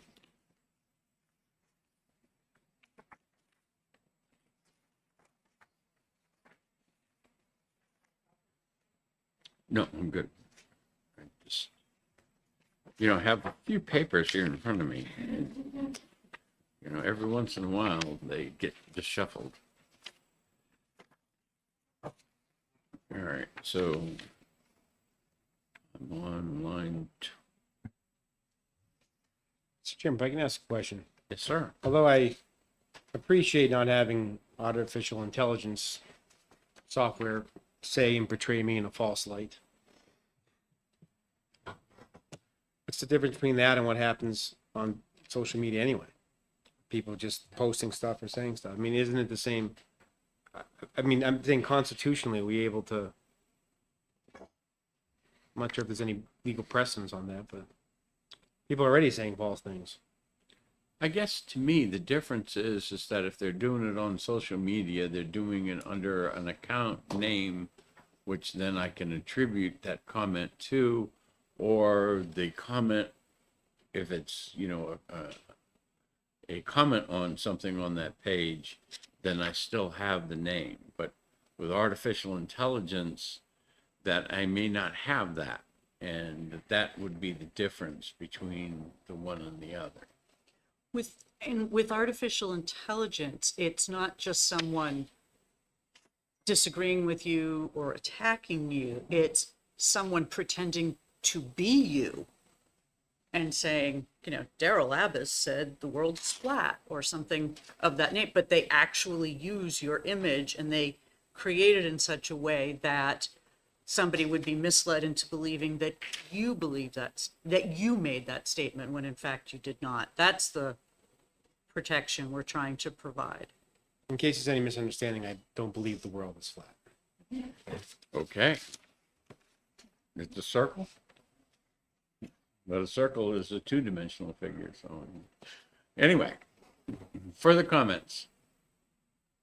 Okay, the motion in front of us is on amendment 1746S. Further comments? Seeing none, all those in favor say aye. Aye. All those opposed say nay. The ayes have it. Now the bill as amended.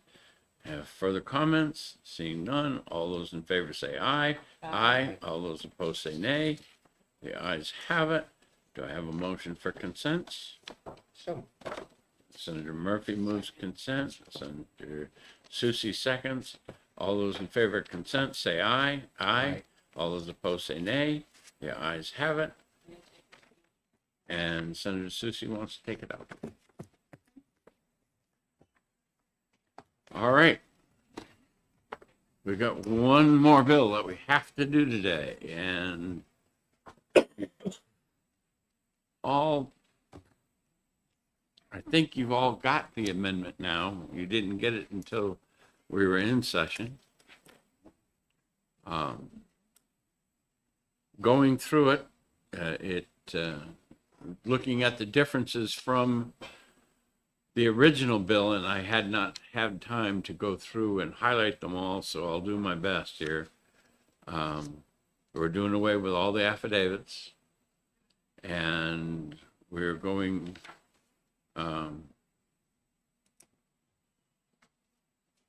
the bill still needs to be amended.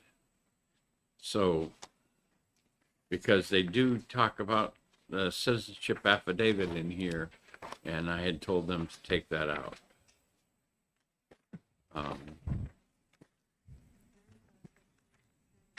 Line 14 on page 1. Yeah. Mr. Chairman, what would your reasoning be for wanting to remove the citizenship affidavit? Originally, I left in the citizenship affidavit because of the testimony and my conversations with both Secretary of State, the Attorney General, and then later with the DMV. I was then made aware of a court case down in Georgia.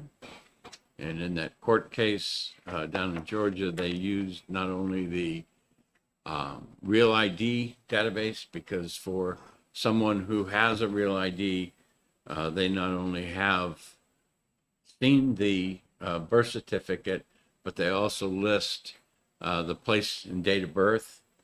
Okay, so for 99 and 44 100% of the people that come in to register, if their place of birth on a Real ID database, because it's not on the license, says that they are born in the United States, then they meet the criteria. More likely than not, they are a citizen. Okay. There's an additional database that they use down in Georgia, and let me see if I can find it real quick for you.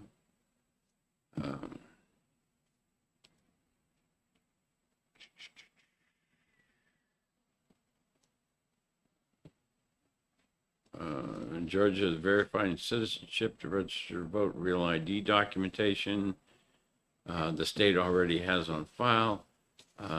If prospective voter's document does not prove their citizenship, we make the further step of including using the federal systematic alien verification for entitlements database.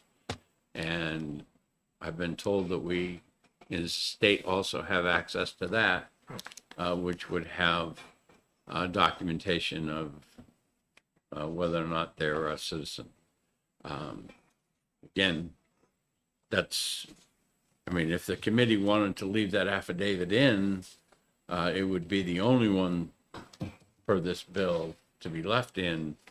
But I want to point out that on the Roman 2 of section, whatever it is. Roman 2 on page 3. On page 3, okay.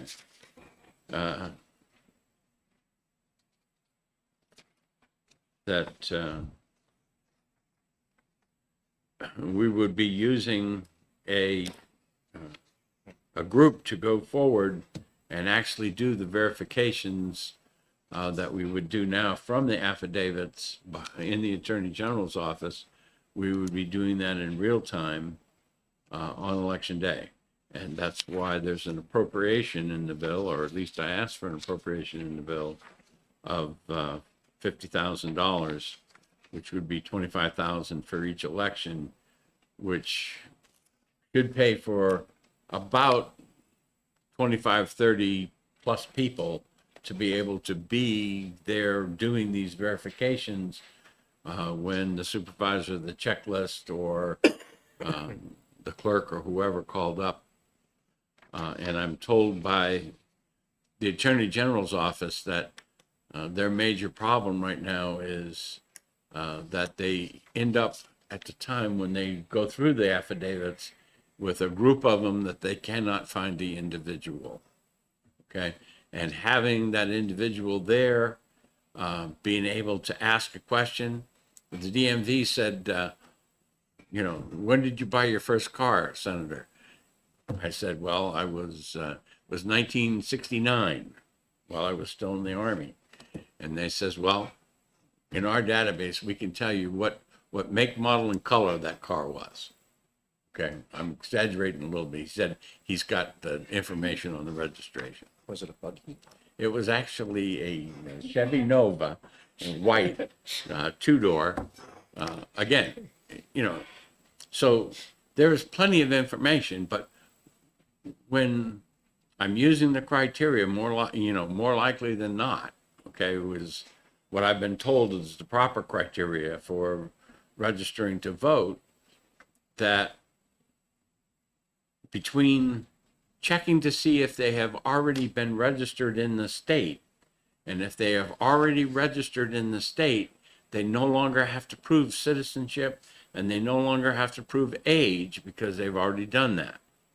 And so having the clerks be able to call when somebody moves from Ward 1 to Ward 9 in Manchester, okay, the clerk could call somebody back at the office, or they could call this hotline and say, oh yeah, the voter ID number for this person is, and they could, fill out some paperwork and just have to prove domicile and identity. The reason why I was asking, and maybe I'm just being overly careful, but I know some states, every state, they're gonna have different laws. Some states are fine with non-citizens voting in their elections, and if that person who's here legally in the country happened to move to New Hampshire, they may think they can vote on New Hampshire law. Perhaps this affidavit requirement would prevent them from filing law accident, because my understanding is if you vote when you're not a citizen in this state, it's actually can be charged with a crime. Correct.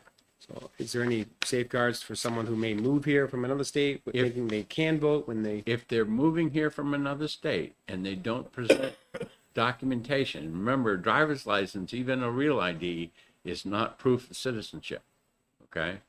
And so you have to either go back to the birth certificate, you have to go back to the naturalization papers, and it also in the statute says other reasonable documentation of that you're a citizen.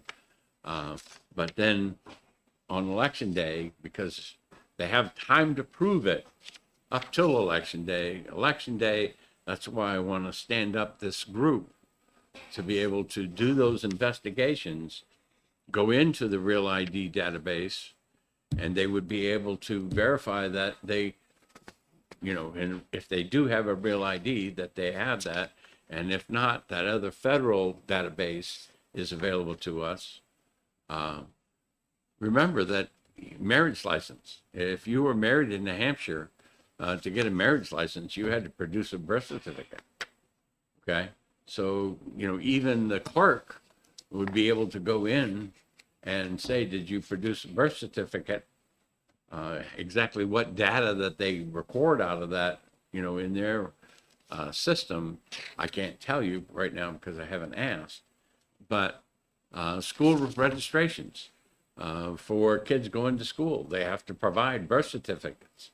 I haven't explored going to the Department of Ed to see what's in there, but again, you know, there are records that we can go and look at and verify.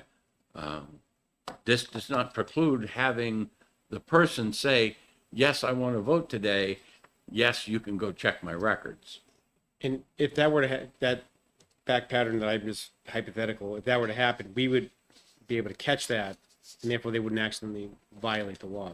If they do not provide sufficient documentation, even after we've gone in and looked, then the moderator, supervisor, checklist, or clerk would deny them, and then they fall back under the provision that they can go to the Superior Court.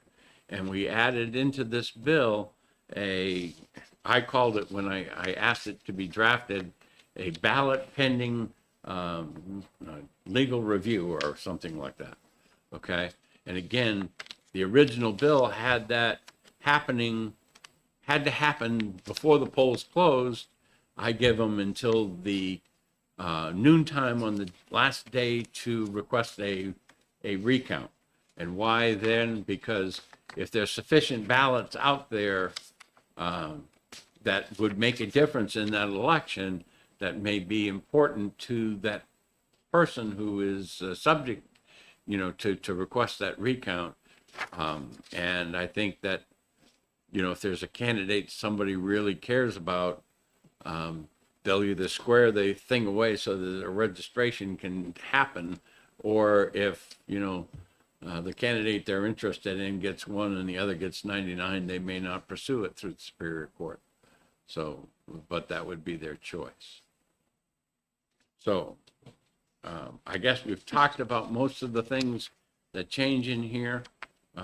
There is a couple of word changes where we talk about domicile instead of residence, because that's the term that we use in the rest of it, that in signing, you know, up for the stuff.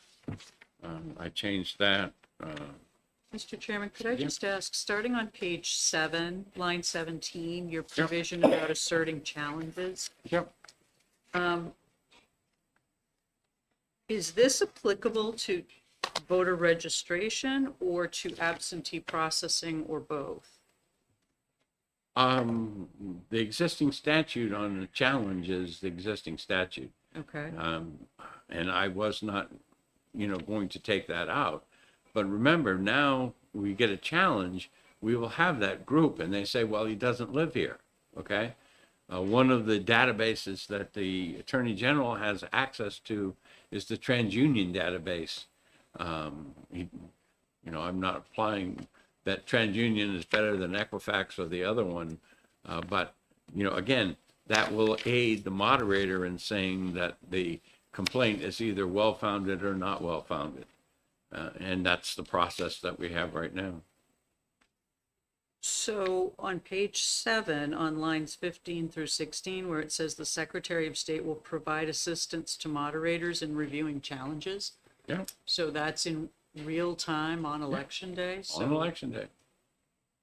And that's where I'm spending my $50,000, 25 in the primary, 25,000 on election day to stand up that group that will have access to those databases, the DMV, TransUnion, that federally whatever database. Doesn't that happen now?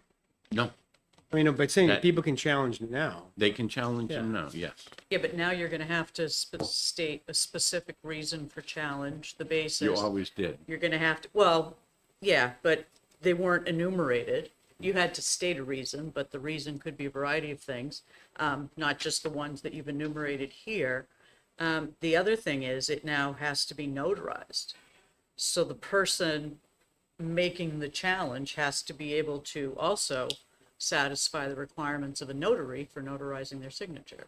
I'll look at that because I am going to take this one to finance. Okay. And if I've got notary in there, which line has the notary? I'm looking at page 8. Okay. On the bottom line 28. on the date above before me, known to me, person shown above, described the affidavit. Okay, but most of these, if I look back in the statute, other places, it usually says that I can be sworn before a notary or an elected election official. And I would guess Okay, that but- that's already in there. But since you've rewritten the challenge statute and this is relative to the challenge, it would seem like the person making the challenge would have to do so under oath as well. If I go to line 20 on page 7, Yeah? administered by an election official in the following form.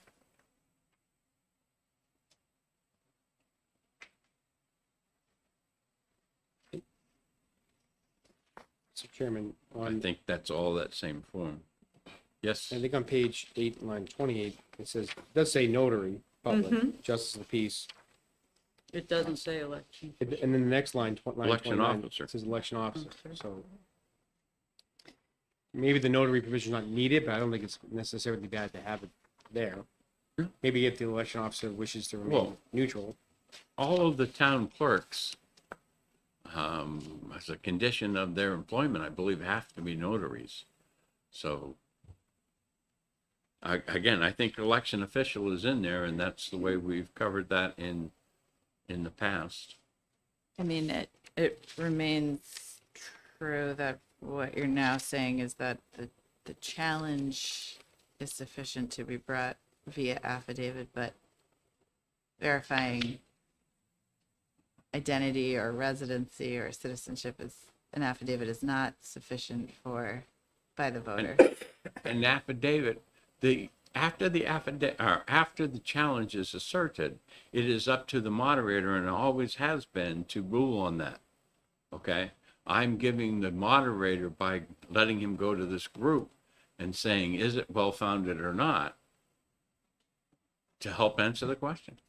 Understood. I guess I'm pointing out that if the affidavit is good enough for one thing, it really should be good enough for the other. So I guess to that point, Chair, if you could, I guess on page 4, lines 9 through 15, I mean, some of the logistical challenges I see with some of this is any dispute as to whether a person has met the requirements to register to vote shall be decided by the election official. The person aggrieved may take immediate appeal to Superior Court, which shall hear the appeal forthwith and shall make every reasonable effort to decide the matter prior to noon on the last day for candidates to request a recount. So has the judicial branch reviewed this? Are they able to accommodate this? And has Secretary of State I reviewed did this? discuss it with Yeah. the judicial branch, and the comment that I got back was, it's a lot better than what Representative Lynn gave us. Whoa. Which is that it'd have to happen on election day. Again, I really am trying to make it easy to vote, but hard to cheat, okay? And this was moving it from just election day to opening it up to several days was an easy to vote part of it. I appreciate, Chair, that you are trying to improve it, but I'm struck repeatedly with this bill by just wondering what problem we're trying to solve here. We don't have any voter fraud. We've found repeatedly that there have been no cases of voter fraud, and our affidavit system is working well. So I respectfully understand that you're saying you're making it easier to vote, but I think taking the affidavits away, it's going to be a huge issue, especially this year. According to Richard Tracy, Yeah. investigator, there at the end of where he can get to, there is always affidavits where he cannot find the person and find, the databases that he's able to look at, like TransUnion. To me, that's a big problem. But how can I prosecute somebody that I can't find? So to say that we haven't prosecuted anybody, you're absolutely right. But I can't charge somebody I can't find. And this is an effort not to say we're going to do something completely different. Because all I did before is I gave you the affidavit and then I investigated you afterward. Now I'm going to take that investigation. I'm going to go spend the money to move it up onto election day. And I see this as improving voter confidence in our election, discouraging people who might come in and try to take advantage of the system because, you know, how are they going to know not my first car, which everybody knows now was a Chevy Nova in 1969, but the second car that I registered, okay? Or whatever information, because when that person is standing in front of you and you've got access to these databases, it's very easy to ask a question, okay? Someone could ask me, who are the two witnesses that signed off on my marriage certificate, okay? I mean, those kind of information is not generally known. And there's a lot of information out there as long as the person is still there at the polling place and you haven't handed them the ballot and they've walked out. So I think that we can get to that place that it is more likely than not that they are who they are. And notice I didn't say beyond a reasonable doubt. I didn't say, hey, you know, the DMV likes to go to, you know, I am absolutely positive, sure that this is who it is when I give them a real ID. That's not the criteria that I've been told that I'm supposed to meet. It's more likely than not. And I believe I can get there with these databases on election day for a voter that comes in 99 and 100% of the cases. And if you're registering in New Hampshire for the first time and you were not born in the United States, it's going to be more difficult, but I still may be able to get there through some of these databases that are out there and available to me. And I hear your point, Chair, but I still haven't heard, I guess I'm not hearing, and maybe you can explain it to me, how these databases are addressing the question of citizenship, because we've rewritten the requirements to register in 65412 here. And if we're going to take out the citizenship affidavit, which with all due respect, you know, we are being asked to vote on this amendment. We just got like 5 minutes ago. Yeah. So, you know, we're still digesting it. But, right. you know, if we're Can going to I answer remove. the first part first? Sure. Okay. How's addressing citizenship for people who have a real ID, okay, from New Hampshire? Certainly that database, the DMV database, has date and place of birth. And for anybody that's got that real ID, the DMV saw that birth certificate with a raised seal and the whole bit, okay? And with date and place of birth, okay? Place of birth, if it's inside the United States, then they are a citizen, okay? So the question goes away for all of those people that have that, okay? There's a Social Security database that I haven't been able to get complete information on. It's called HAVV, Help America Vote Validation, okay? And that may be a batch system, but that doesn't mean I'm dead in the water with it, but I may be able to get there. Through TransUnion, Mr. Tracy was able to tell me the year within 2 years. He said 63 or 64 was when I filed for my Social Security number and told me that I filed here in the state of New Hampshire, okay? Again, we're not trying to get to, you know, that it isn't possible that person. We're trying to get to, you know, a reasonable, you know, not a reasonable doubt, but more likely than not, okay? And so I think that these databases that we're talking about are government records for the most part. TransUnion would not be, but I think that we can get there, okay? And the moderator to be able to say, yeah, it's more likely than not, but it's better than somebody walking in, signing an affidavit saying, I am 18, I am a citizen, I am domiciled here, and I missed one. Oh, I am who I am, okay? And walking out, and then months later, when I finally get them to Richard Tracy over in the AG's office, who cannot find that individual, I have problems with that. And I'm trying to get back to, you know, prove it prove something to me. Okay? Now, there will be voters who come in, as one voter in Rochester, when I was moderator, who comes in and he says, nope, I'm not going to show you my ID. Okay? Makes you go through the process, taking his picture, filling out the forms, all of this other stuff.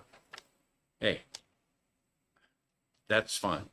I believe that every person that comes in to vote, at least once when they're voting, registering in New Hampshire, has an obligation to provide that documentation for citizenship and that documentation for age. And I mean, but I just think we're getting at it an awfully, first of all, rushed way, but second of all, potentially harmful to this whole idea that we're making it easy to vote, right? Because I hear everything you're saying, but the practical effect of this year is going to be that, we have all these voters show up. It's a presidential year. They're going to walk into the polls. There's going to be proof of citizenship required for the first time in a while that can't be filled by affidavit. There's going to be proof of identity and age and residency that can't be fulfilled by affidavit. And so this group that's been convened is going to start receiving 2,000 calls an hour the minute polls open, because there's going to be a lot of people that show up to the polls that are able to vote, that are eligible to vote, that should be voting, that don't have this paperwork with them. And so I think this group is going to quickly be overwhelmed, because we're basically setting up a system that we really don't ultimately need, because again, we haven't seen cases of fraud. And I hear your point, and but I just don't, I think you brought up the case of Georgia. Like, when we look at what happens in Georgia, it's different. They can log into their DMV electronically. They can look there. If there was some doubt of their citizenship brought up, then the ballot is placed in provisional status.